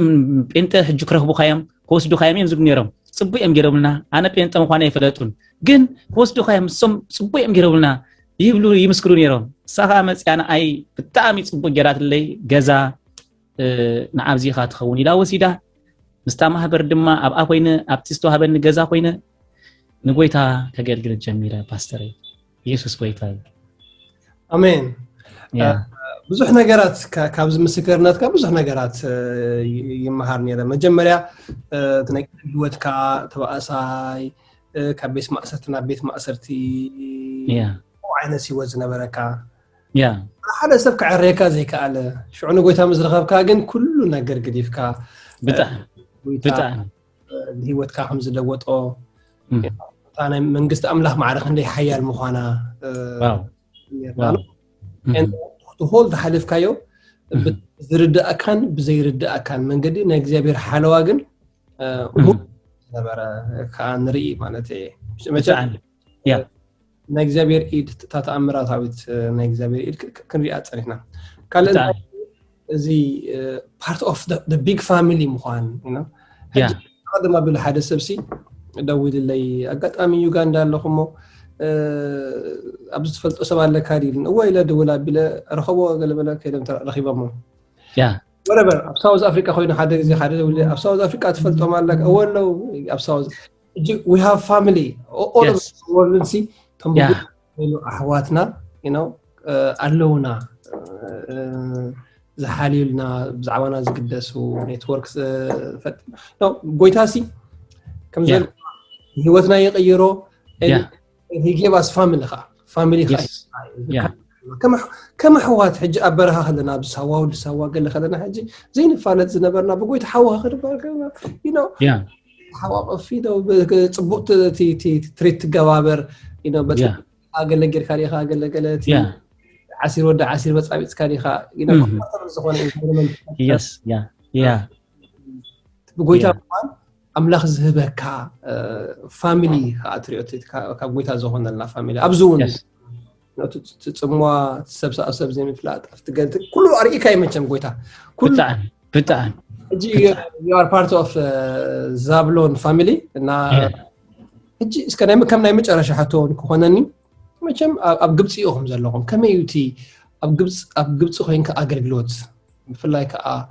you know I don't know to life I felt on it والله مز حجز له كنتات ناي قالت أخل زخونة أكثر زخونة income أتاوتات له لنا أبسدت لزلهم سحجي أب إثيوبيا زلوا حواتنا حجينا مز كورونا فيروس مز قال أبي إرترا زلوا حواتنا مز راح زي اللي قال بس إحنا قرأت هالهم ناي قبض خميو قرب تحاسيدولو من زخونتات توم أقلقلتي ويس أخول زخونة فاينانشال ستيبل زخونكم يخم سكرا ما قد خات زخ خميت كمية لهم قبض خمية له كمية تمسكروا لهم كمية يسبوين تقولوا لهم كمية تعيوس يعيال له قرب كم مزاج زمن نهاربات كا تعذبتنا ونقله سمعونا نلبهم زارهم نقر انت دهالي ኢየሱስ ጎይታይ አምላኽ ሰማይ ይባረኽ ናብዛ ኣዲ እግዚአብሔር ክሰርሓኒ ይምጽኒ ክቀርጸኒ መጀመርታ ብጣዕሚ ተቀሪጸ ብጣዕሚ ንምንታይ ኣለኹ ብዚ ንምንታይ መጽየ ዝብል ሕቶ ብዛዕባ ማንነተይ ክድርቢ ገረ በቃ መወዳእታ ናተይ ኣሜሪካ ካናዳ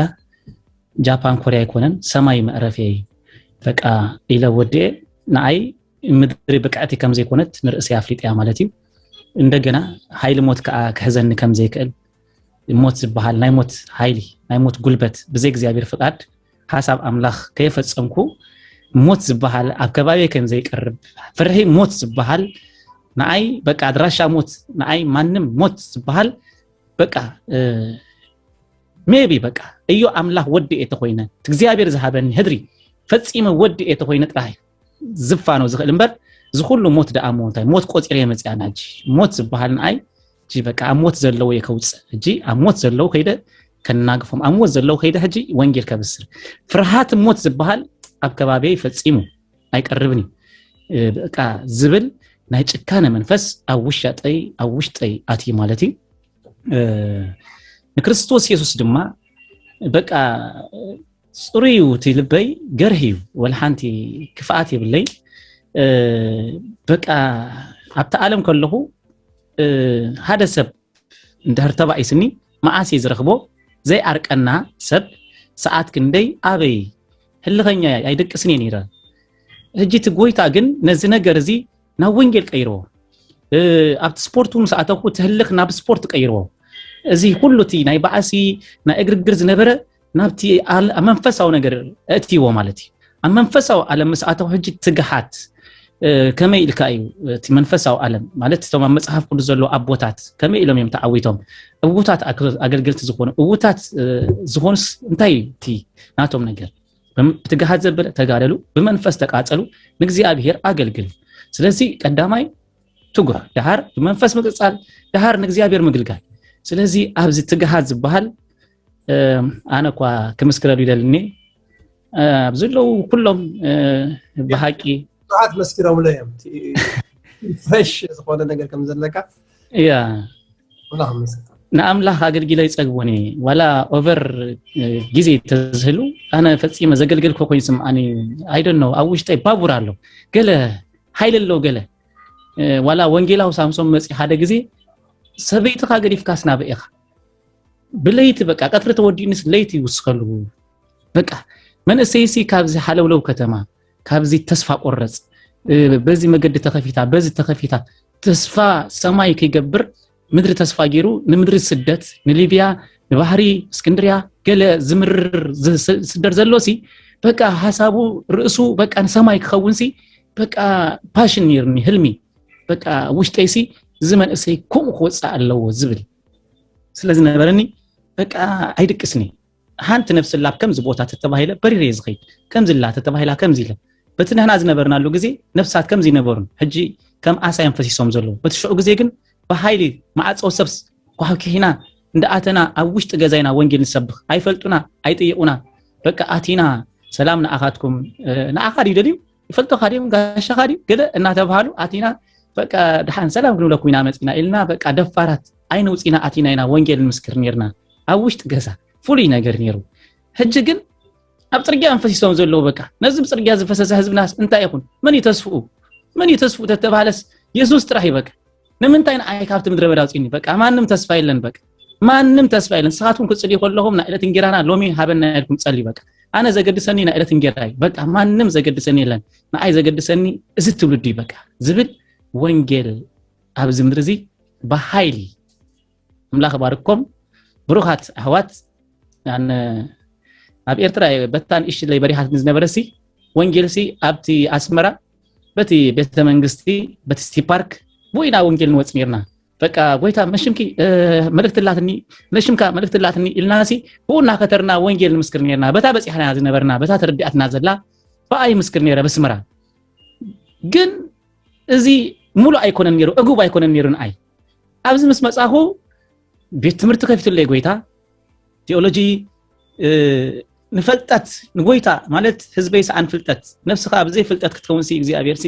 ጽቡ አይኮነን ስለዚህ በፍልጠት ኮይና ነፍሰይ በፍልጠት ኮይንካ እግዚአብሔር ተገልግሎካ ጽቡ እዩ ስለዚህ ንአምላክ ክፈልጡ ኣብ ደገ ተከፊቱ ተማሂረ ንዞም ብሩኻት ኣሕዋት እንደገና ቴዎሎጂ ምስተማሃርኩ ምስቶም ወንጌላውያን ከኣም ፓስተር ትብለጽ ንዓ ሎማ አንቲ ሓደ ነገር ኣሎ ትብለኒ ኢላ ሰርፕራይዝ ገብረካ ኢላ ናብቶም ወንጌላውያን ተእትወኒ ፓስተር ጆሲ ሕጂ ኣብ ካናዳ ኣሎ ናቱ ኮሙ መራሓ ወይ ድማ ኣብ ማንቸስተር ኣሎ ቤት ሃፍትና ኣብዝላ ኮምኡ ሚሊ ሓወይ ኣብ ካናዳ ኣሎ ኮምኡ ኢልና ጀሚርና ታ ወንጌል ሂዞማ ጸኒሖምሶም ኣነ ከዓ ምስኦም ተሓዊሰ ወንጌል በኃይሊ ክንሰብኽ ጀሚርና ማለት እዩ ተጸዋዕ ሁሉ ጽዋዕ ድማ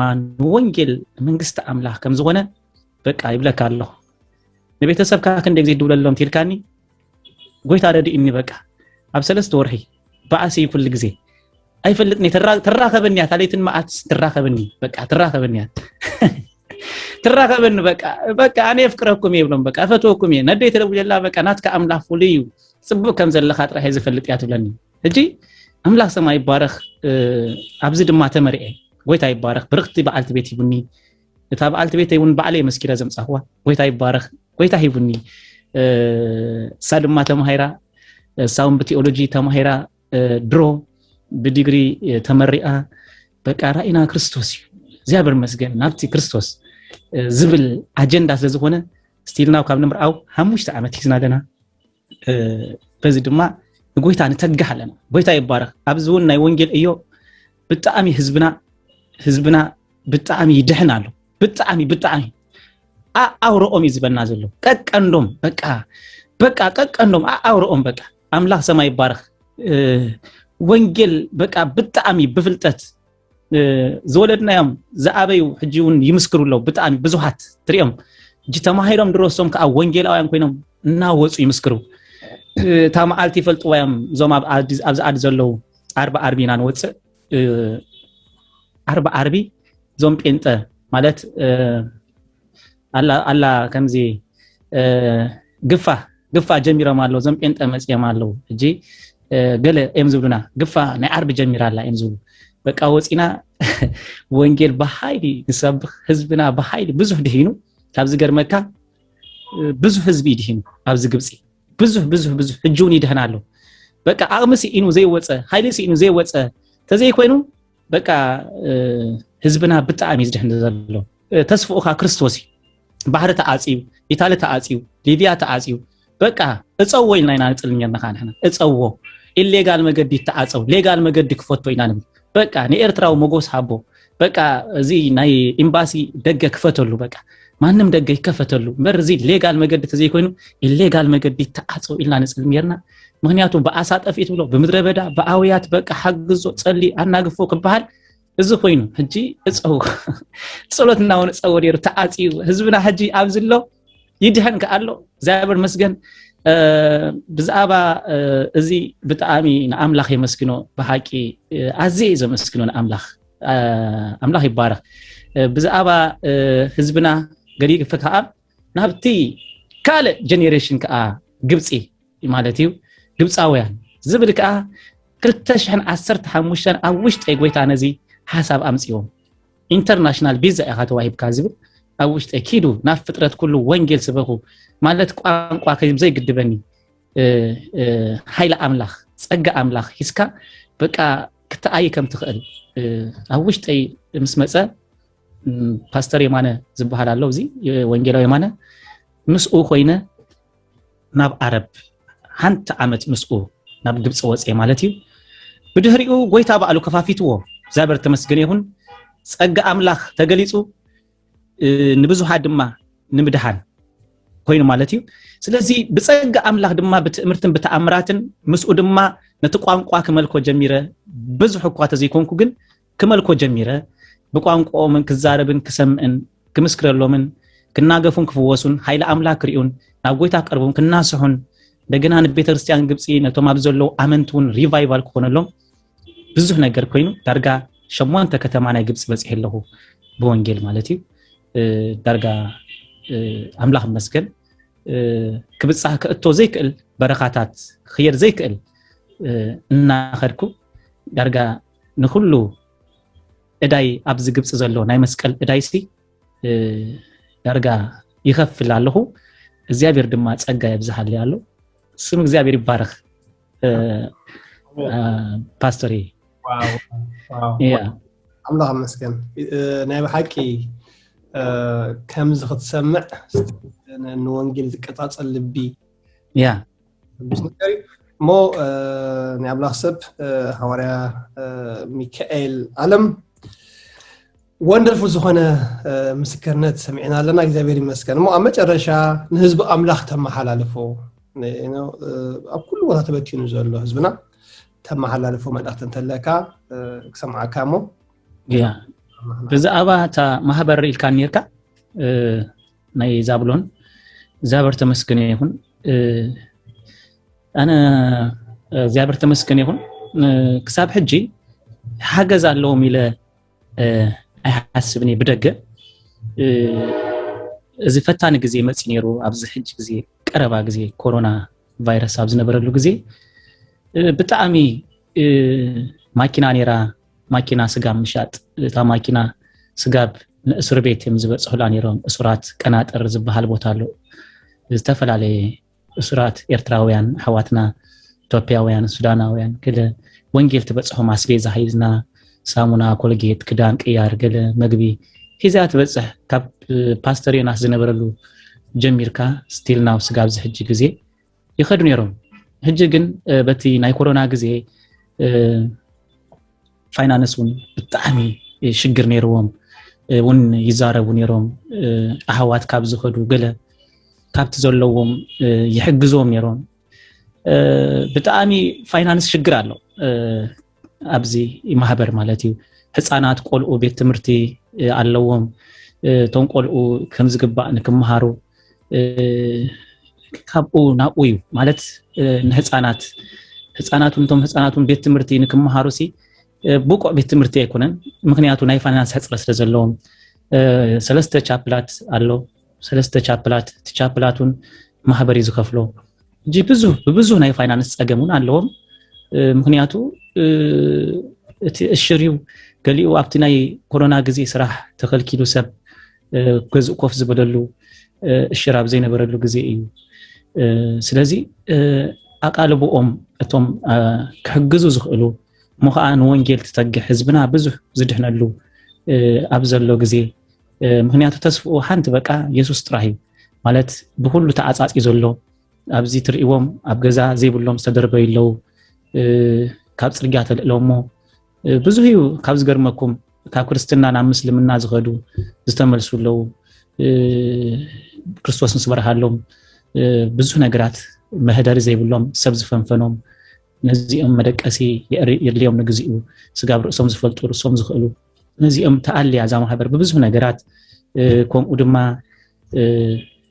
ነቶም ህፃናት ሽጉራት ሓዘንተኛታት ብዙሕ ነገር ኢኻ ትርእሞ ኢዲ ሓፅራይ ጥራሕ ብጸሎት ንሰብ ከተብሎ ይትኽእልን ኢኻ ግን ፋይናንስ ንማህበረሲ ኣገዳሲ እዩ እቶም ክሕግዙ ዝደልዩ ብሓቂ የእንቶም ናብ ዝተዝገብሩ ህዝብና ኣብዝሎ ንህዝብና ማለት ንግዚኣብሔር ምግልጋል ማለት ብዘለካይ ወንጌል ብዘለካይ ብፋይናንስ ተኾይኑ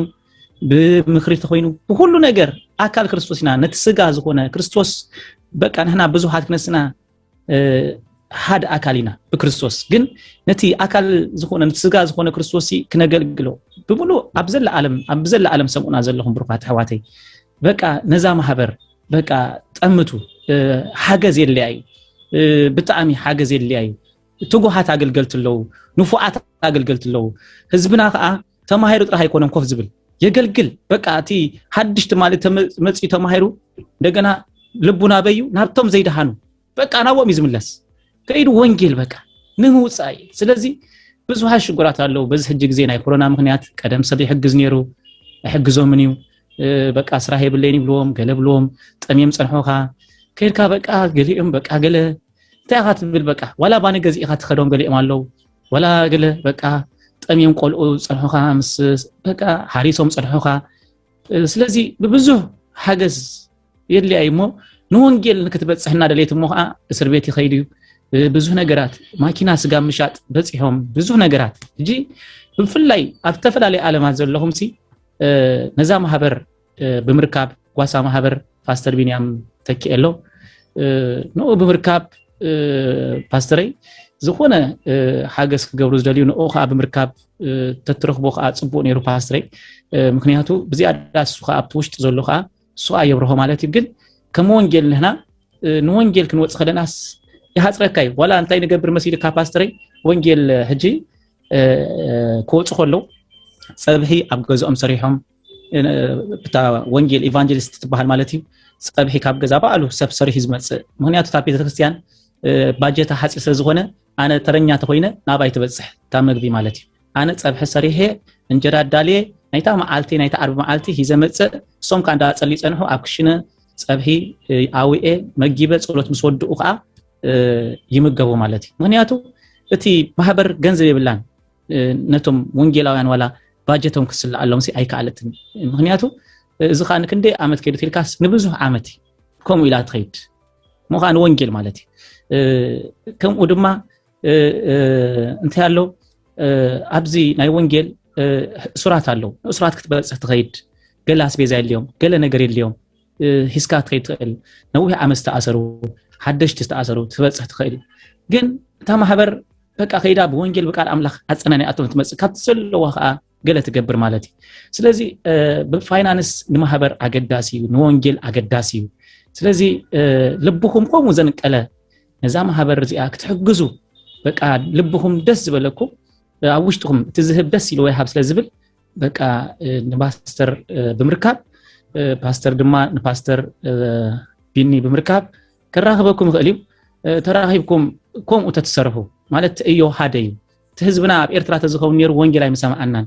مغنياتو እግዚአብሔር እንደይ በመደብ ይዝብል አነ ወድ መኔ አነ ነዝብል ነገር ከይተሰብረና ወንጌል ክንሰማ ይምካልና እግዚአብሔር ትምከህትና ሰይሩ ግና አመረ ስደት ንክርስቶስ ኢየሱስ ክንቀበሎ ይገብረናል በቃቲ አንነት ዝባሃል ሰይሩሲ ክርስቶስ ኢየሱስ ከአቱቲ አነ ዝበለ ክርስቶስ ሱካ ሆርሰና በቃ አመረ ስደት ህዝብና ሂቡናልሞ ስለዚህ እዚያ ከም ሃውሁም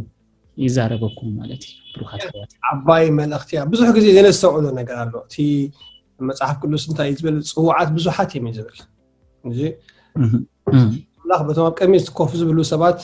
ጥራይ ኮነ አላህ ንብዙሓት ይጸውዑ ስለዚህ ፈቃደኛ ታት ኮይና ብንኾሎ ሁሉ ነዝዕዩ አምላክ ከን ድግፍ አለና እንጂ ምናልባት ናይ ፓስተር ቢኒያም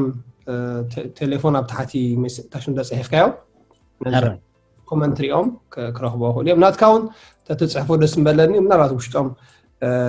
ምክንያቱ አይ ካን ሲ ንዓኻውን የድልየካ ኢለ ይኣምን ስለዚ እቲ ሰብ ኣብ ውሽጡ ዘሎ ክሳብ ክብር ምክንያቱ ገሊዩ ገንዘብ ኣለዎ ስለዚ እቲ በዓል ገንዘቡ ይሃብ እዩ ይጎይሎ ስለዚ ብገንዘብና ኸ ንሕና ንጎይ ማለት እዩ እንዳተረዳ ስራሕ ኣምላኽ ምክንያቱ በዚ ጎዮም በዚ ኸ ክሓፅሎም ፅቡቅ ኣይኮነን ስለዚ እቲ ገንዘብ ቤታ ዝሃበና ነዝዕዮ እዚ ከነ ይንበጥገብር እሞ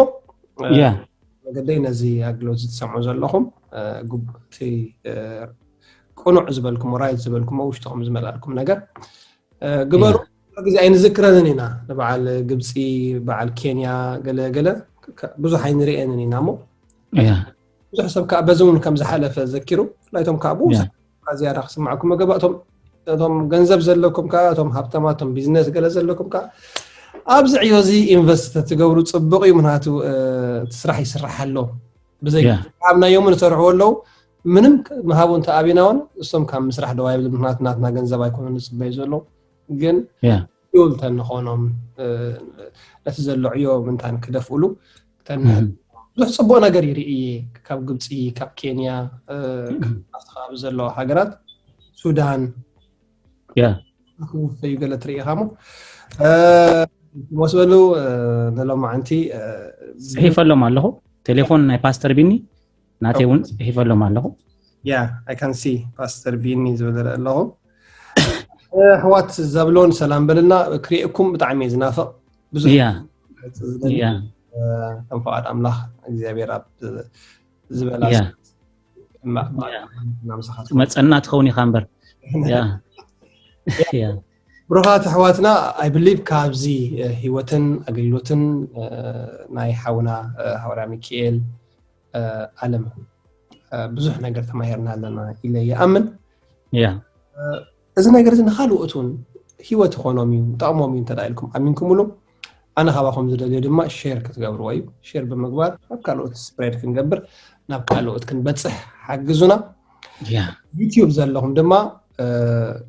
ላይክ ግበርዎ እንተዳ ፈቲኹሞ ግበርዎ ካልኦት ክበፅሖም ኣለዉ እንተዳ ኢልኩም ኮመንት ጽሓፉ ከተመስግንዎ ዲኹም ክእረም ትደልይዎ ነገር እንተዳ ሃልዩ ሰብስክራይብ እንተዳ ጌርኩም ድማ ካልእ ግዜ ኣፕሎድ ክንገብር ከለና ቀዲማ ናባኻትኩም መፅኦም ኣለዉ ፈርስት ላቭ ክትብለኩም እያ እዚ ብምግባር ድማ እቶም ኣብ ዩቲዩብ ዘለኹም ተሓባበሩና ናይ ሎማዓንቲ ፕሮግራምና ኣብዚ ወዛዚምና ኣለና ኣብ መወዳእታ ፓስተረይ ክላብዎም ዝደሊ ንህዝብና ማለት እዩ ብሓቂ ኣብ ተፈላለየ ኣብ ክፍሊ ኣገልግሎት ዘለዉ ይኹኑ ዋላ እውን ኣብ ተፈላለየ ቦታታት ዘለዉ እግዚኣብሔር ዝፀውዖም ብሓቂ እቲ ዘመን ቀረባ እዩ ኢየሱስ ኣብ መገዲ እዩ ይመፅእ ኣሎ ክነቅሑ ክበራበሩ ንወንጌል ክተውሁ ብሓቂ ድማ ምድርና ሃገርና ከምኡ ኢላ ኣይተርፍን እያ እግዚኣብሔር ተዛሪቡላ እዩ ስለዚ ደጊም ንንቃሕ ክብሎም ይደሊ ክነቅሑ በቃ ክነቅሑ ኣታ ደቂስካ ዘለኻ ተንስእ ተበራበር ከም ዝበለ በቃ እግዚአብሔር ድማ ከብርሃልካ እዩ ከም ዝበለ በሓቂ እግዚአብሔር ተስፋናይ እግዚአብሔር ነታ ሃገር ነታ ምድሪ ተስፋ ኣለዎ ኣነ ጎይታ ሓደ ግዜ ባንዴራ ኤርትራን ባንዴራ ግብፅን ሂዘስ ክጽልይ በህልም ላይ ትርኤ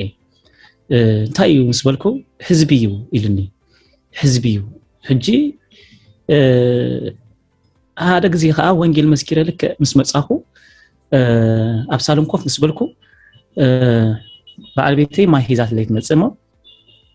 ይነቅሕ ቅድሚ ምንቅሕ እንታይ ርኢ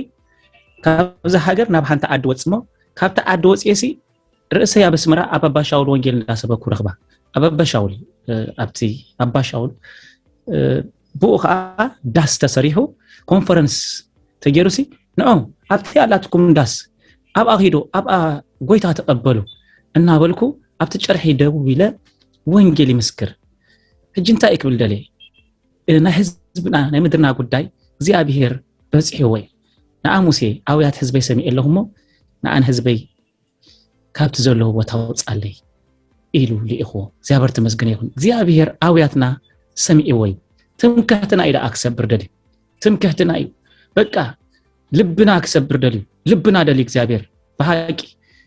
ከምቲ ክርስቶስ ኢየሱስ ከዓ ተቀበለና በሁሉ ነገርና ተቀበለና ናሕድና ብምግዝዛዕ ብምቅብባል በቃ ብምትሕዋፍ ብምትህልላይ በቃ ወንጌል ንስራሕ ብሩኻት ሕዋተይ ማለት ንሓውኹም ዝሓይሽ ብምሕሳብ ከምቲ ፊልጵ ተጻሓፈ ንሓውኻ ዝሓይሽ ብምሕሳብ ንኡ ዝሓይሽ ብምሕሳብ ዝበለጸ ንሓውኻ ብምሕያሽ በቃ ዝሓሸ ነገር እንዳመርመርና ክንከይድ ካብዚ ናይ ፖለቲካ ከተማ ካብዚ ናይ ወረ ከተማ ካብዚ ናይ ጽልእ ከተማ ናይ ሂሜታ ከተማ ናይ ባዕሲ ከተማ ወጽይኹም ኣብ ከተማ ይስክትኮኑ ሃገር ኣላትና ካብ ኣድማ መድሃኒ ንጽበለና ስለዚህ ፕሊስ ህዝብ ኣምላኽ እንደ ኣገልገልቲ እግዚአብሔር ሰናዩ እግዚአብሔር ኣብዚ ቀረባ ግዜ ንምድርና ንሃገርና ከበጽሃይ ስለዚህ ተዳለው ለገናውን ክርስቶስ ይመጽአል በሁሉ ነገር ንዳለው ምጽአት ጎይታ እንዳርአና በሐቂ ነቲ ምድር ዘሎ አካላትና እንዳቀተልና ንምጽአት ጎይታና ተጸባበና ኃይልና እንዳሐደስና ክንጸባበ ይመደኩም በሐቂ ፓስተረይ አነ አጋጣሚ በዝጋጣሚ መገደ ወዲ የለኹ እግዚአብሔር ወዲ ኃይልኒ ኣብዚ ምድር እዚ 8 ዓመት ገረ ሕጂ ሻሙና ይረጊጽ ኣለኹ ናብ ካናዳ ተባሃል ዓዲ ባዕልዩ ከፊቱ ላይ ቢኤን ማለት እዩ ዳርጋ 2015 ዛ ካናዳ ተባሃል ዓዲ ይውኒ ሕጂ ድማ ወዲ ቃልኻ ኢሉ ሜዲካሉን ገረለኹ ናብ ካናዳ ገጽ ታመወዳታ ድማ ናብ ኤርትራ ገጽያ ማለት እዩ ክትውያታ ታመገደ ማለት እግዚአብሔር ተመስገነ ይሁን ስለዚህ ምስ ኃይልና ከምቲ ካሌብ ሙሴ ክጽዋዕን ኮሎስ ከማ አይለይ ዘለኹ ኃይለይኩም ኢሊ ዘሎ ዝበለ ብነገራት ብዝርአ ብዝስማዕ ብዘብለጭልጭ ከይተኣሸና በቃ ብሩኻት ሕዋተይ ኣብቲ ናይ ክርስቶስ ኢየሱስ ሓሳብ ኮይና በቃ ንምድርና ንህዝብና ነታ ሃገር እንዳርአና በቃ ተስፋ ንሕናይና አውሪሶምና እቶም አቦታት ስጋ ኣብዚ ጽሕዮም ኣለው ንሕና ናይቶም ዝተኣሰሩ ናይቶም ናይ ብርኪ በቃ ነቢኦም ዝወለዱና ናቶም ብርኪና በቃ እሶም አይሞቱና ኣለው በህይወት በቃ ናቶም ጻማይና ንሕና ሕጂ እሶም በቃ ወሊዶምና ያ ሕጂ በቃ ሕጂ ናቶም ጻማይና ሕጂ ንሕና ባቡር ክንከይዲና ሕጂ እሶም አይሰበኩን እሶም አይወጹ እንደይኮነስ በቃ ንኣና ወሊዶምና ያ በቃ ሕጂ ንሕና ሕጂ ክንከይዲና በቃ ዝሕዘና የለን በቃ ምንም ዝሕዘና የለን ከምኡ ኮይንኩም በቃ እቶም ሓደሽቲ ወለዶም በጃኹም እቶም ሓደሽቲ ወለዶ በቃ ከምኡ ኩኑ በቃ በጃኹም ከምኡ ክትኮኑ ይላብወኩም ልብኩም ሰፊሕ ክኸውን በቃ ኣእምሮኩም ሰፊሕ ክኸውን ሓቋፊ ልብ ክህልወኩም በቃ ነፍርዲ ኣይትተሃወኹ ንትዕግስቲ ንዓቕሊ ንህድኣት ምረጹ ህድእ እበሉ በቃ ኣነ ብዙሕ ቀሪጽኒ ጎይታ በቃ ስለዚህ በሐቂ ትውልዲ ይርኢ ኣለኹ ትውልዲ ድማ እግዚአብሔር ክረዳእና እዩ ናብቲ እግዚአብሔር ዝረአልኩም ስፍራ ከም ትበጽሑ 100% ይኣምነ ግን በጃኹም በዓል ፓስተር ሮቦት ነለው ይሁንና ኣሎ ጎይታ አቦታታትን ሲኢልና በዚህ ዘመን እዚ በቃ ሓሊፎም ጸኒሖም ቀደም ኣነ በኤርትራ ኣብዚ ሕጂ ዘሎ ፓስተረይ ብጣዕሚ ኣብ ገዙ ኮይና ንምህሮ መጽና ንኣ ቴሌፎን ደውልና ንኣ ተማሃራቤል ለኻ ንብሎ ኣብ ኤርትራ ኮን ይኮነ ነይሩ ሓደ ካብ ምክልኻል በዕረፍት መጽዩ በቃ ከሲምናሉ በቃ ተጠቂምናሉ ኸይድ እምበር ከምዚ በቃ ክነሰልቸው ክነድክሞ ይኮነን ነይሩ እንደገና ከብጎይታ አብ ሓወይ የአቤን ይብጸጋ ህልፍ ይብለኒ አቤን ይኽብሮ የእዘዞ ይሰምዖ በቃ ያገሶ በቃ ብዙ ነገር ካኡ ከስብ ክረብህ የዝኸይድ ሕጂ እቲ ሪስፔክት ናይ ሓውና ጥራሕ አገልግልት ደይኮና ስትብጎይታ ዘአቤን ሓውና ህልፍ ዝበለሲ ተመክሮ በፍልጠት በኩሉ ነገር በትመገዲ በቲ ናይ አመጻጻ ናይ ጎይታውን ስለዚ አቤና ናይ መከራ ሁሉ ነገር በተመክሮ ስለዘካፍለና ህይወቱ ንከባበር ንቀባበል ንፋቀር ንተሓዝ ስለዚህ በከምዚ አይነት መገዲ ክንወጽእ ነቶም ንኣሽወሎ ዶኻ ከምኡ ክትኮኑ በቃ ኢየሱስ ተቀቢልካ ናይ ዘላለም ህይወት ረኺብካ ተማሂርካ ወደ መጽሙር ኮይንካ በቃ ተወዲኣ መእመን ኮይንካ ኩፍ ምባል ዲኮንካሲ ክትከይድ ከተገልግል ልብኩም ከዓ ናብ አገልግሎት ክነቃ ይተሓሳስበኩም እዚያ መልእክተይ ወይታ ይባረኩም ፓስተር ያብዚ አውዲየላ ባይ መልእክትያ መቸም መሰባኻይ ኢንተርቪው ጌርካ ብዙሕ ነገር ስለዝፈልፍል አምላኽ መስገን ያ blessing ደግምና ያ አሜን በጣም ጽቦ ነገር አለካ ያ አሁን በረከትና ያኻ ሞ ናይ አሜን ወደ አለና አሜን ፓስተር ከም ዘልኩኹም እሺ ሼር ግበርዎ እስኻውን ሼር ግበሮ ምስተዓመካ ወንደርፉል ዝኾነ ጊዜ እሺ ፓስተር እሺ ባረካ ያር ብላስ ተባረኩ ቆይታ ይባረክ ሰላም አሜን